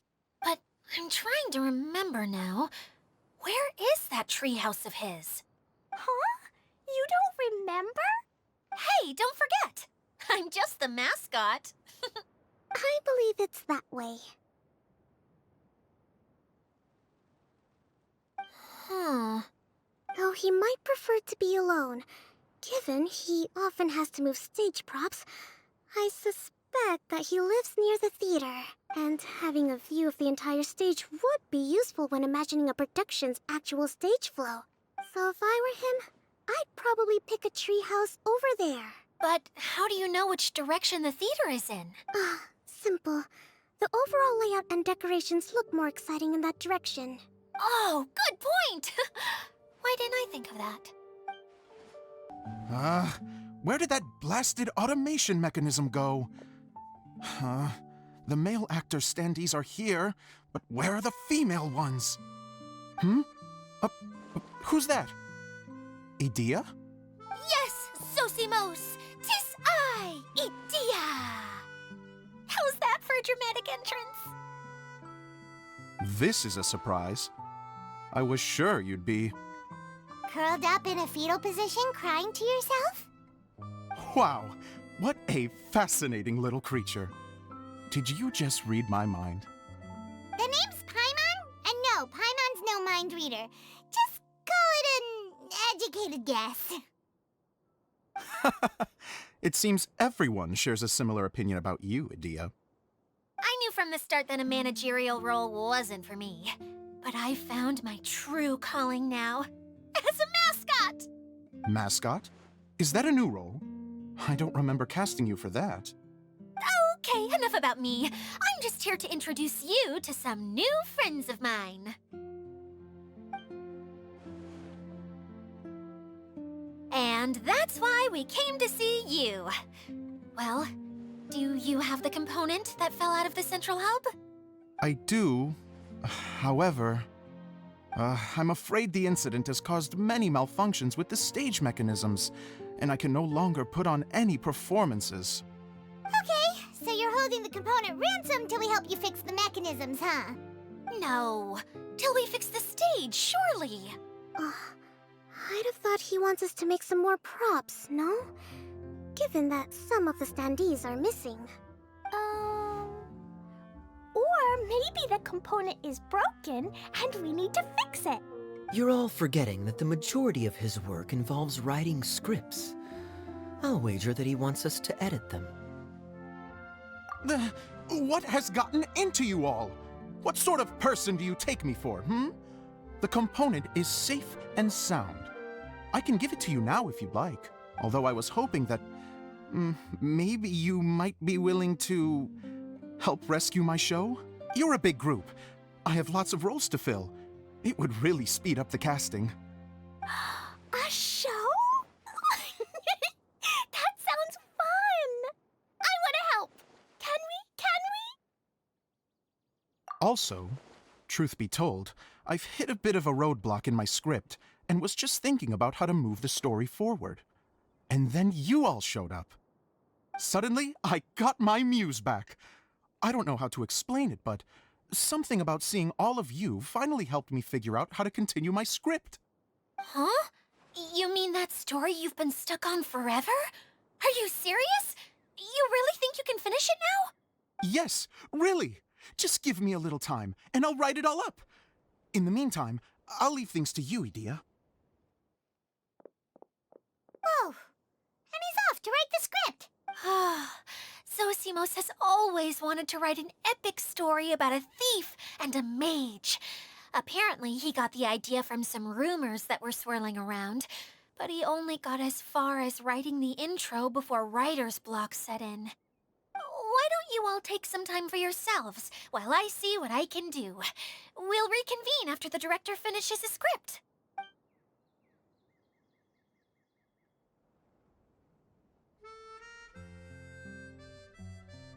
A director, my friends, is a storyteller. And the key ingredient to every good story is inspiration.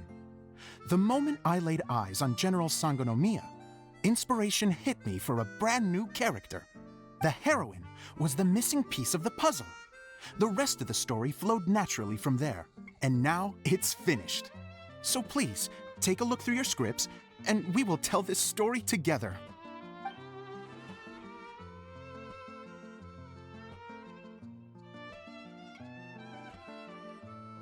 Well, is everything clear?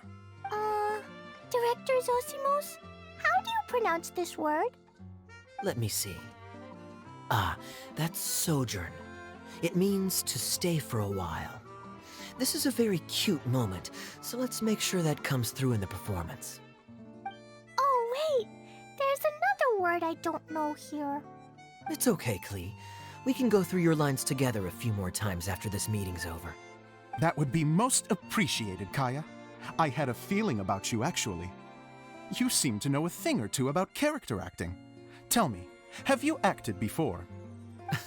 You're too kind. It's all in the script, really. It just rolls off the tongue. Oh, you think so? Well, you definitely have a knack for it.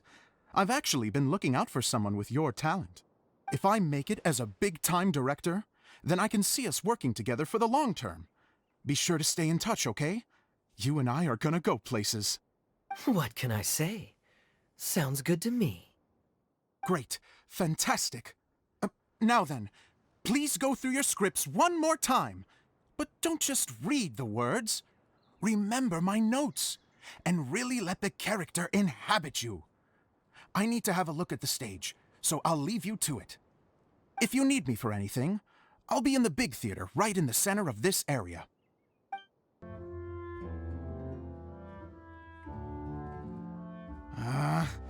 Where did it go? I put it right here. Hey, Zosimos! What you up to? Oh, it's you two. Please, come here. Feast your eyes on this stage. I decide. So, directors have to design the stage too? Oh, I'm no ordinary director. I take a more holistic approach. Directing, script writing, stage design, I do it all. Sounds like a lot of work.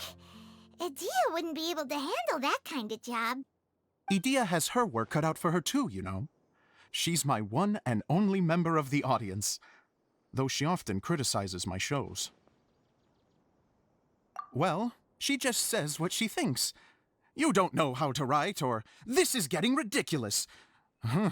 I think it's because I use preprints in a way that she feels goes against what they're intended for. But even though she's my harshest critic, she's also been my biggest supporter in a lot of ways. I guess you could say she's like my agent.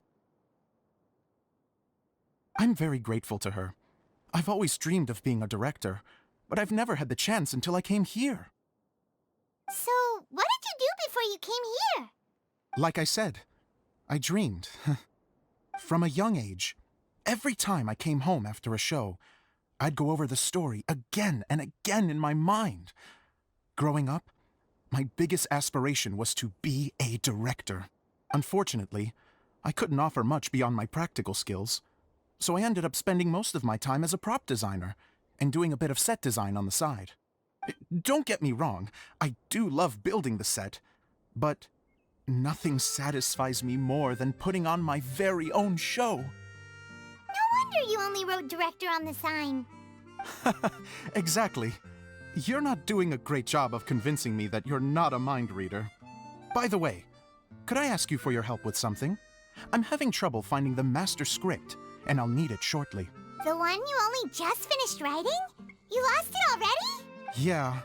After I handed everyone their copies, I held on to my master copy while I was checking on everything around the theater.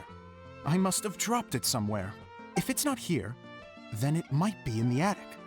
These are the only two places I've been since I finished writing it. But, I still have some things to do to get the stage ready. Would you two mind having a look for me? No problem. We'll find it.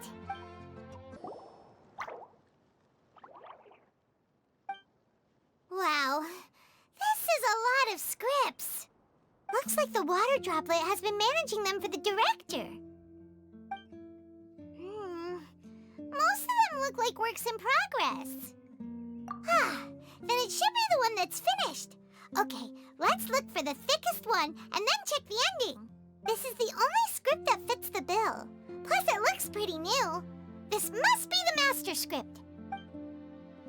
Let's go give it to Director Zosimos. Zosimos, we got your script! Ah, thank you. That's a huge help. I'm running out of time here. There's no way I'll be able to fix everything up perfectly. We may just have to wing it. Anyway, the stage is secondary. The performance is what really matters. Things can always go wrong on stage, but as long as the show goes on, it should be fine. You don't sound very confident in what you're saying. It's true. I realize now that a show is the art of the unknown. Even if you have the same actors performing on the same stage, the performance will be slightly different every time. Those subtle differences are what make each performance special. Okay. One last request.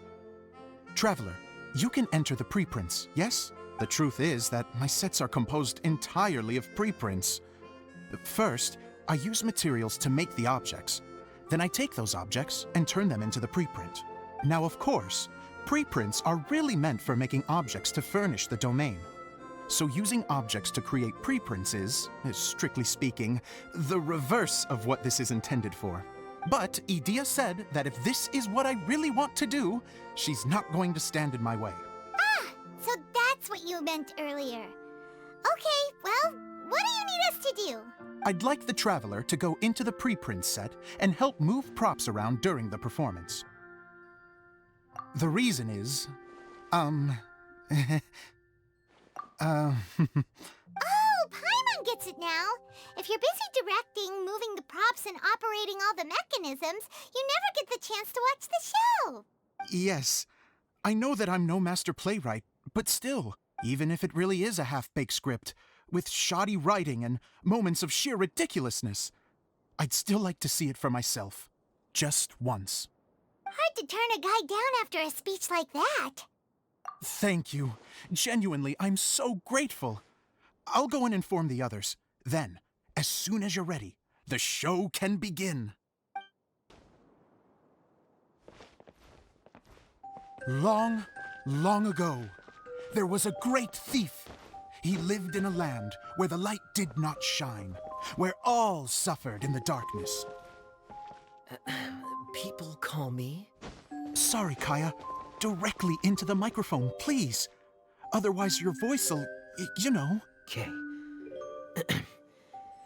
They call me the Dagger Bandit, but no one sees that I rob the rich and give to the poor.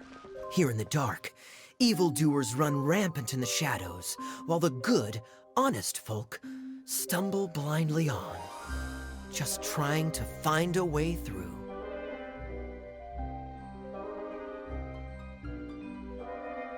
As the bandit brooded, suddenly the world was inexplicably changed as a single star appeared on the horizon and flew across the sky. Traveler, stomp on that movement mechanism in front of you.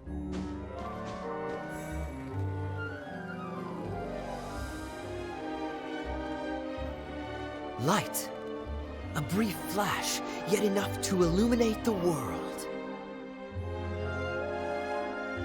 If I can find the source of that light, I can shine it into the darkness, and the people will suffer in blindness no longer.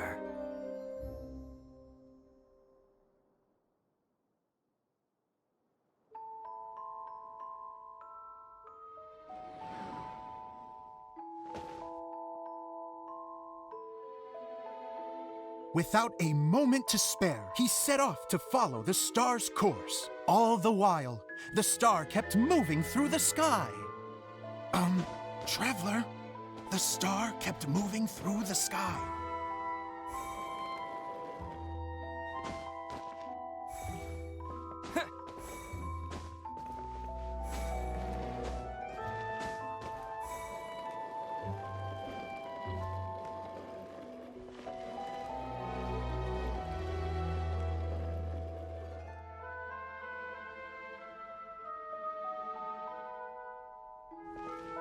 Looks like I have to go through the desert. This could get dangerous. If everything he'd heard was to be believed, the desert ahead was a no-man's land filled with horrors. Worse still, the star had landed in the most difficult-to-reach location, surrounded by sheer cliffs. But he was determined to press onward. I've come this far, and I'm not about to turn back now. The Dagger Bandit trekked deep into the desert wasteland. Yet when he finally arrived at his destination, he found not a fallen star, but a young girl, dressed in white. How strange. I'm positive this is where the star landed. Young lady, do you know where the light has gone?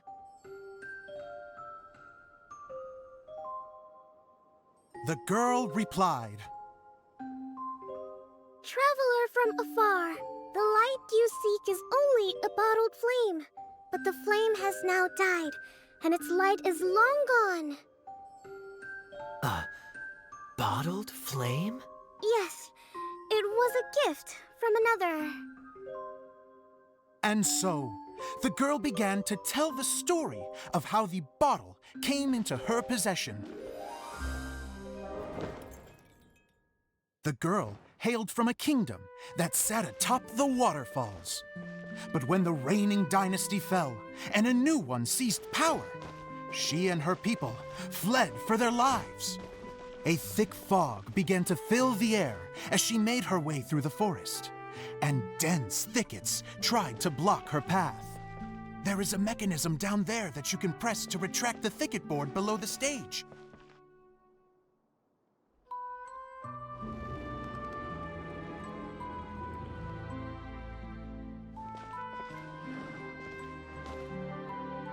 If I only had a lamp to guide me through this wretched forest, then I could survive.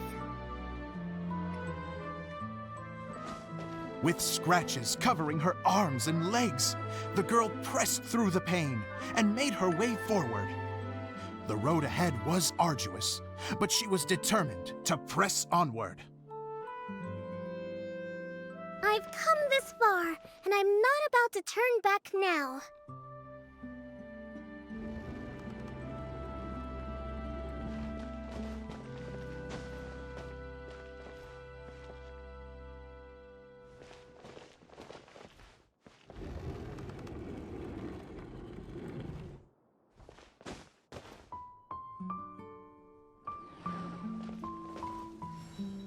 But just as she was drawing near her destination, a huge stretch of thorns and brambles suddenly came into view.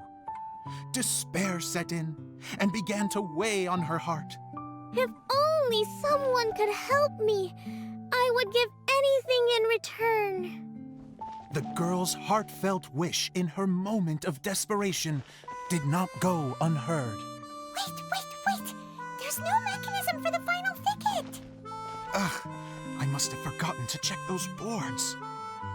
According to the story, those thickets should be gone from the stage now, right?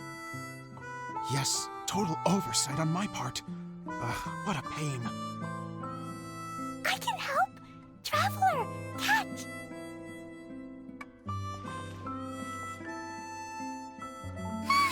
It's a Jumpy Dumpty!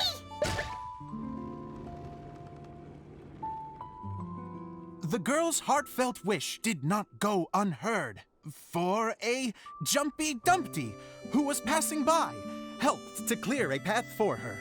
Oh, thank you, Jumpy Dumpty. And so the girl continued her journey deeper into the forest.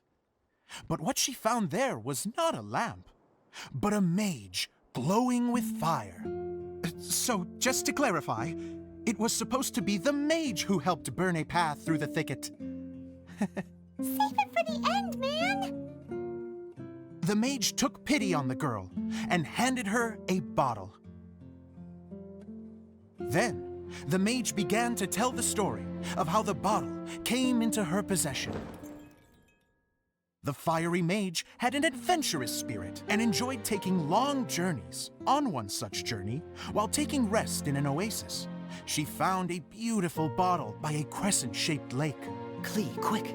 Get in the light. She was an extraordinary mage, with the power to grant people their wishes.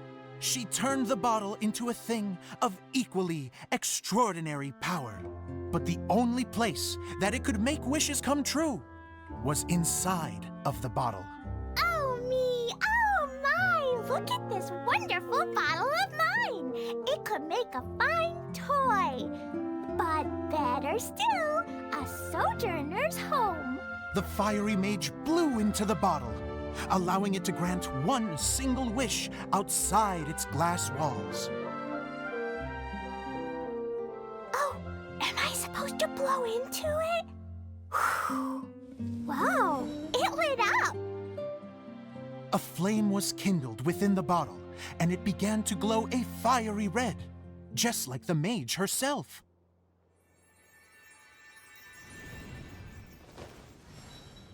After the mage finished telling her story, she disappeared, leaving only the bottle behind. A magic bottle that can grant wishes. And I wish to leave this place and go somewhere where no one will ever find me again. And then? The bottle seemed to softly inquire.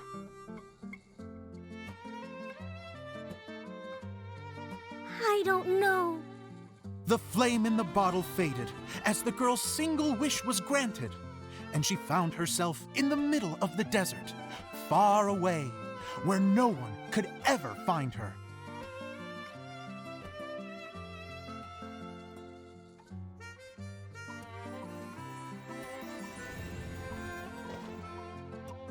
When the Dagger Bandit listened to her story, he sighed in disappointment that the flame with the power to grant wishes outside of the bottle had already died.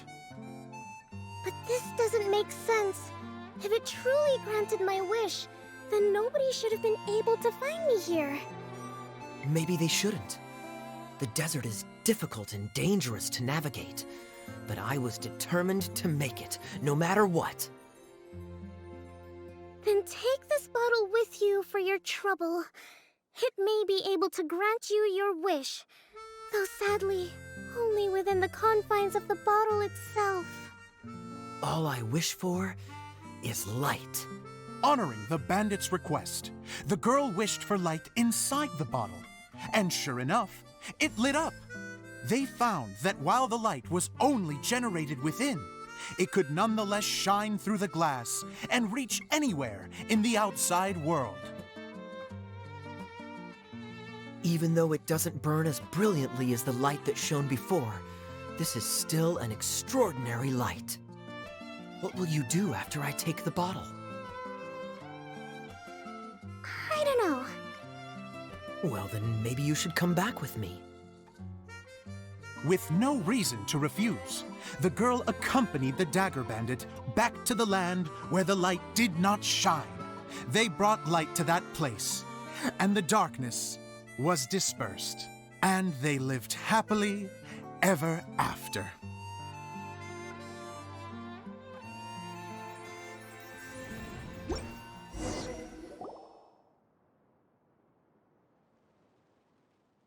And we're done! Seems the show went pretty well.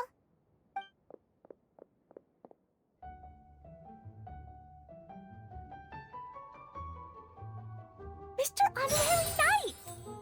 Didn't I do great? I felt like I really was the fiery mage! Wow, great costume, Klee! As soon as Paimon saw your shadow, she thought straight away, what a cute hat! Klee loves it! Thanks, Mr. Zosimos! Oh, wait, no, I mean, Mr. Director. Mr. Director? Ha! No one's ever called me that before. Thank you, my dear little mage. Thank you so much. Oh, I'm so happy. Miss Adia said that she tailored it a little bit so it would fit me, but you were the one who designed and made it. You're amazing. Yeah, that's amazing! And it sounds like Adia did a great job, too! It was nothing really. Just one of those, oh no, whatever shall I wear to the ball moments. Sewing comes in handy at times like that. Sewing is an art in its own right. You're more talented than you give yourself credit for, Edea.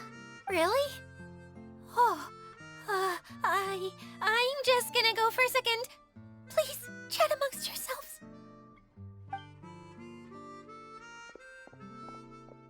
She gets embarrassed so easily. She really can't handle being in the spotlight. Edea's a sensitive person and doesn't have a whole lot of self-confidence. I hope all the excitement hasn't brought her to tears. Oh, I'm a little worried. Don't worry. I'll go make sure she's okay.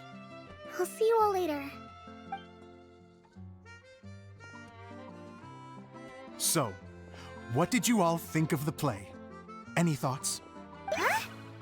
Uh-oh. Time to get serious. Now, are you sure you want to hear what we really think? Oh, absolutely. I had the courage to ask, didn't I? So, don't mince your words. Go ahead. Speak your mind. I can take it. Okay, Paimon will go first. So, the dialogue at the beginning was pretty good, but it ran out of steam as the story went on. Paimon could tell that you ran out of inspiration somewhere along the way. The characters were honestly a little bit ridiculous. Paimon didn't get what you were trying to do. The moment anyone started to show any kind of substance, suddenly the scene was over. Yes, all very good points, Paimon. I would add that in its attempt to pay tribute to the series 1,000 Nights, all semblance of a coherent was sacrificed. Plus, I do have to penalize you for the issues with the props. Miss Edea, what are you doing back here? Oh, you know, I return like the tide when people start discussing something important. Huh. Especially when it has to do with criticizing my show. Mm-hmm. But there was one thing I liked about it. Just one, mind you. The story had a good ending. You think so? I thought I was letting him off lightly.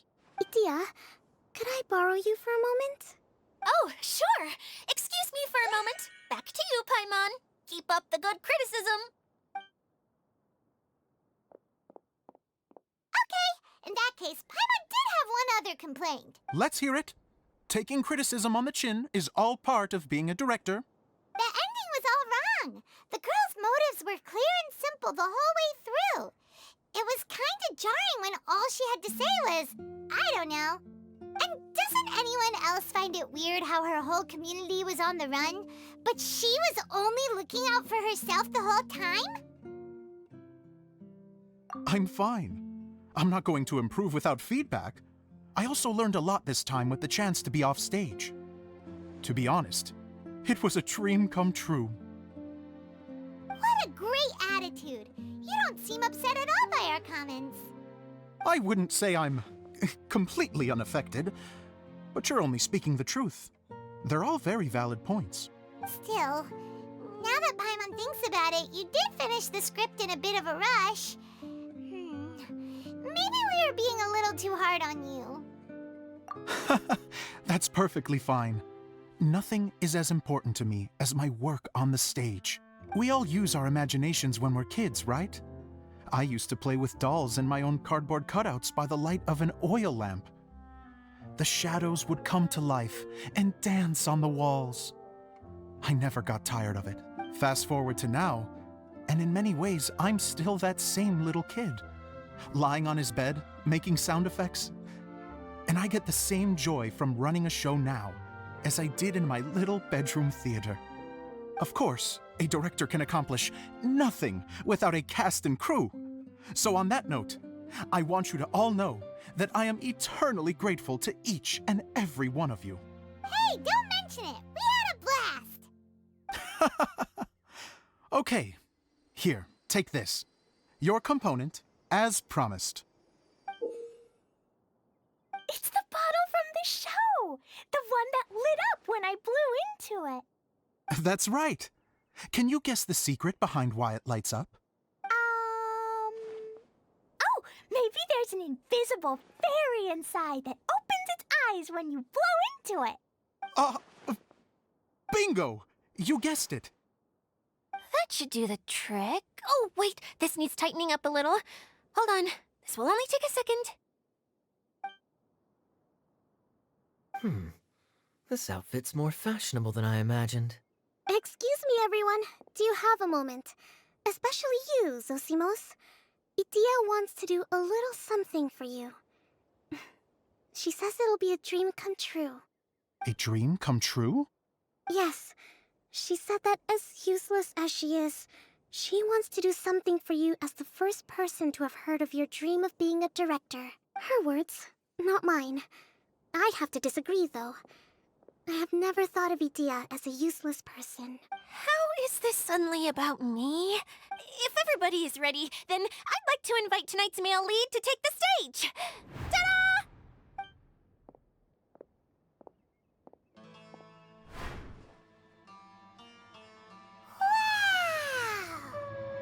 Cool! Kaya's turned into the real Dagger Bandit! How is me changing outfits supposed to make the director's day? It's just a prototype costume. Is he that easy to please? Don't be silly. If I know our director, nothing will make him happier than to see his ideas brought to life by the right actor. Well, then I'm happy to oblige. Who am I to argue with the star of the show? Zosimos drew up countless designs and made a few prototypes before landing on this one. It just needed some tailoring to fit properly, so I made a few stitches here and there. I hope the result isn't a disappointment. Oh, it's perfect. Idia, I'm... Oh, I'm so touched. Thank you all. You've made me happier than I ever thought I could be.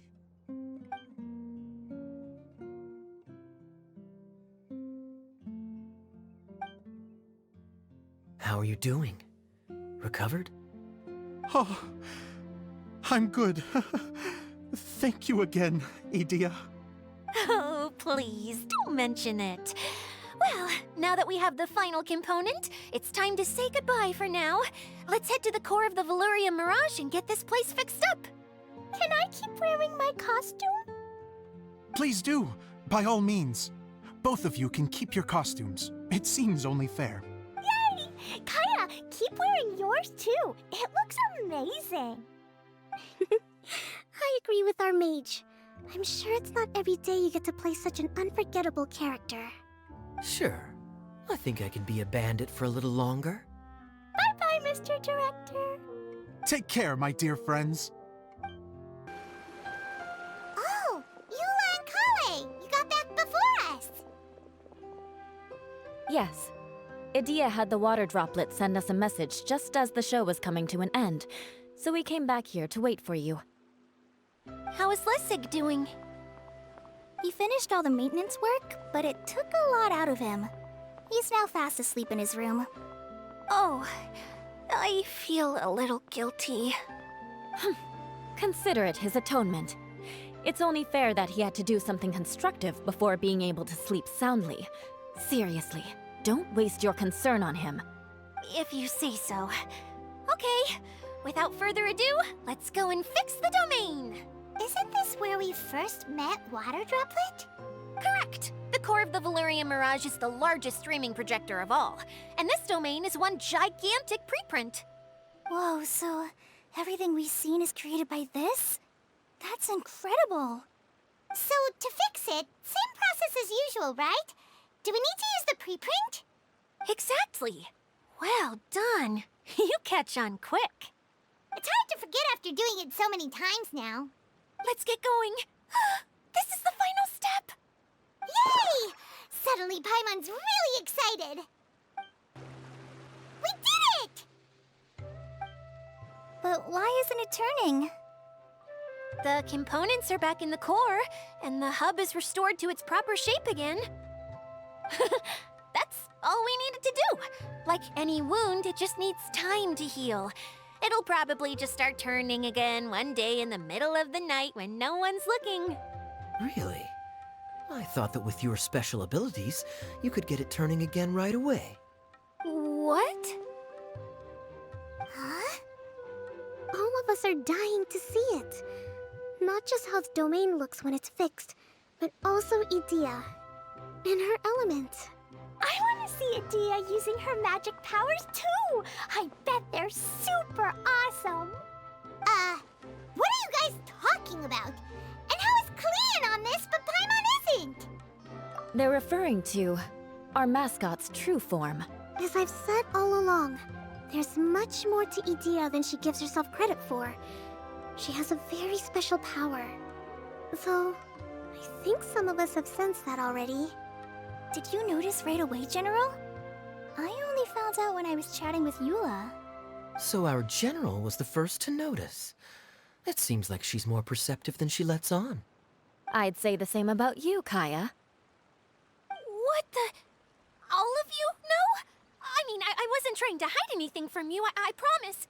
It's just, for people who stumble upon this place by accident, I think my current form is more approachable than my true one. I don't want people to get scared when they see me. What? What is it? And whatever it is, how the heck does everyone know about it? Well, for one thing, I sensed elemental energy in the residents here, but none of them have visions. Then my mind started to wander as I was reading a storybook, and suddenly, I had a thought. Since hydro-eidolons can change into any form, why not human form? You hit the nail on the head.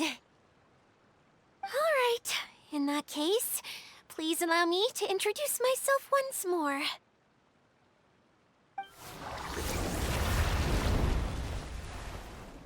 I am an Oceanid who was exiled here when the former Hydro Archon passed away. My name is Adia.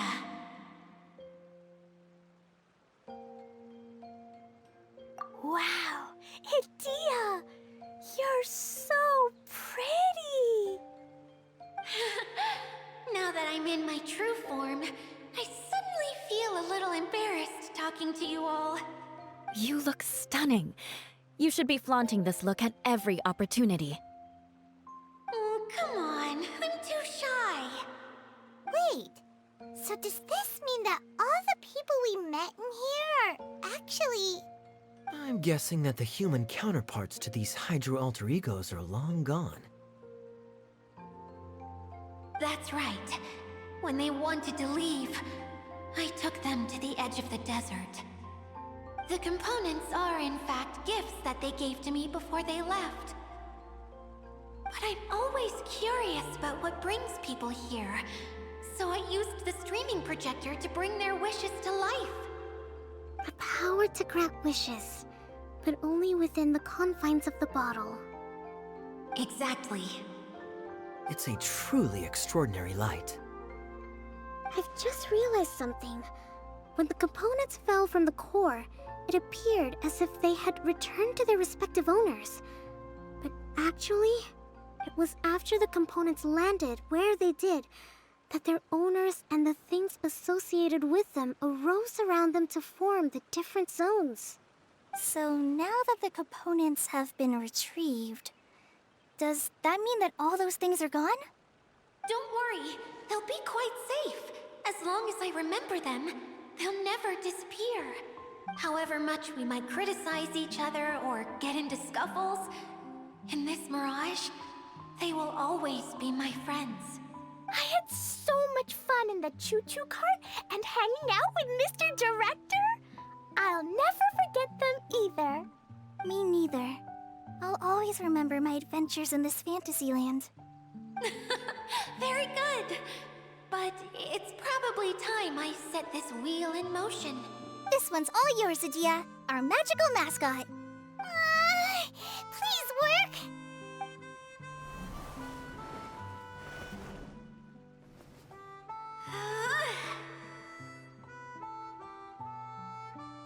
Huh? Huh? That's strange. Nothing happened. Has it lost some power because of the incident? Oh, crumbs. Not now. Not right off the back of everyone putting me on a pedestal and me acting like this is going to be my big moment. Oh. Someone get me a bottle. I'm hiding myself away. See you in a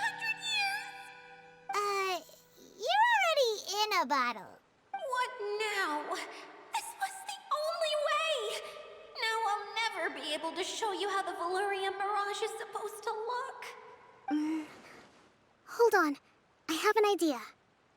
Yes, General Sangonomiya? I'm all ears. If it's okay with you, would you let me borrow the Shinro casket from the domain's core? Ah, the Shinro casket. That sounds familiar. 1 second. Here. Is this it? Wow! A huge shell! It's the relic that Kokomi mentioned earlier! So this is where it's been hiding! It was once a ritual vessel used for making offerings in the Moun Shrine.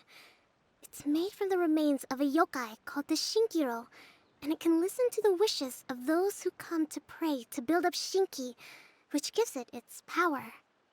Several centuries ago, the relic was lost when the last prefect of Yashiori died in battle. Its final resting place was unknown. The pearl that goes with it should be able to sense the casket's location. But when, unbeknownst to anyone at the time, the casket disappeared inside the core of the Valurian Mirage, the pearl's light died out. Huh? How come? Well, imagine it was a sound instead of light. If the room is too big, you can't hear anything from outside the door, can you? Oh, I get it now. The shell must have been having too much fun one day and got locked in the solitary confinement room. I understand now, too. The core has been wearing out recently. That's why you were able to follow the pearl all the way here. To get back to the story, without the offerings at the shrine, this vessel quickly loses its power. Yet countless people who have visited this domain brought their wishes with them and left a small piece of themselves behind along with their gifts. These have the same effect as the offerings at the shrine. Wow! I never knew this thing was so powerful. It is. Powerful enough to help you repair the Valurian Mirage with any luck. But what do I do with it? It's simple. We just need to awaken it by telling it what we wish for. For example, my name is Sangonomiya Kokomi, the divine priestess of Watatsumi Island. And my wish is to use my critical thinking and strategic planning skills to bring a little more joy into the lives of my fellow Watatsumi Islanders, as well as the lives of everyone I cherish. Itia, what do you wish for? Me?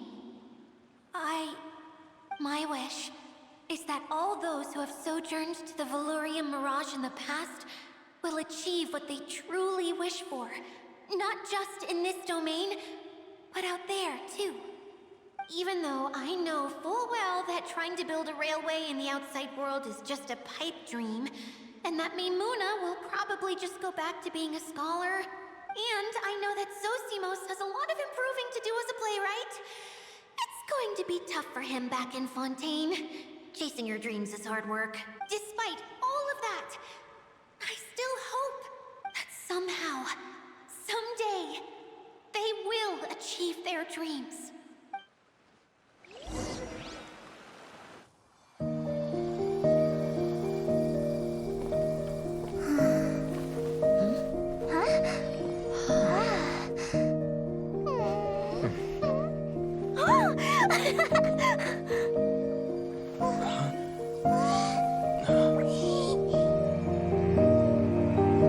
Okay, the combined power of our hopes and dreams is at your disposal.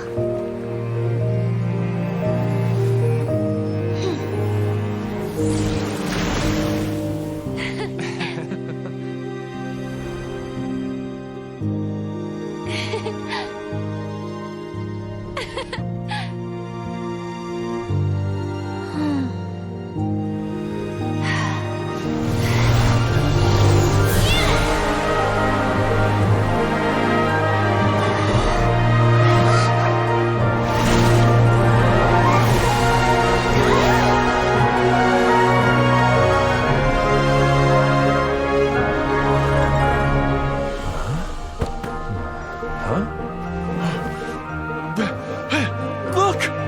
been fixed!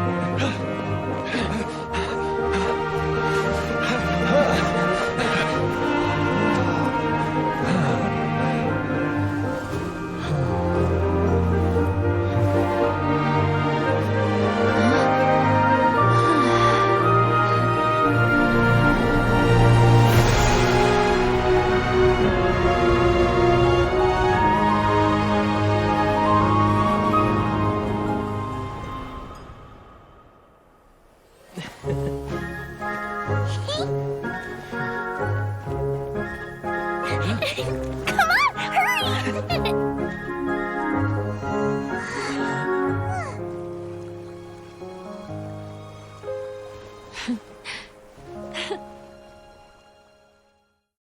Yay! Dia, you're back to normal. Everyone's praise and curious questions went to my head. I said so many things I'm so ashamed of, and I lost the courage to live on. Please don't say that. Yours was a noble wish. Yeah, and you weren't granting wishes for yourself. You did it for other people. I have friends like that too. Other people's hopes and dreams are what motivate them. They'll work tirelessly just to see them smile. If you ask me, that's one of the most noble things a person can aspire to. Please, no more praise. I'm really not comfortable with it. It makes me feel so ashamed. Someone like me doesn't deserve so many people's praise. It's like I'm dreaming. Well, at least the domain is fixed now, and all the components are back in place. What's the matter, Klee? I suddenly have loads and loads of more wishes. I want to ride the choo-choo cart again and look down from up on top of the big wheel. Is there a way to get up on top of the wheel, Idia? There is a way, but there's only space for a very few people. That's okay. I can go up by myself. But it'd be more fun with Mr. Honorary Knight. Are we sure about this? It's so high. What happens if we fall off? Well, yeah, but Paimon's just worried for you. Don't worry, I'll be there to make sure no one falls off. I haven't been up there in a long time myself.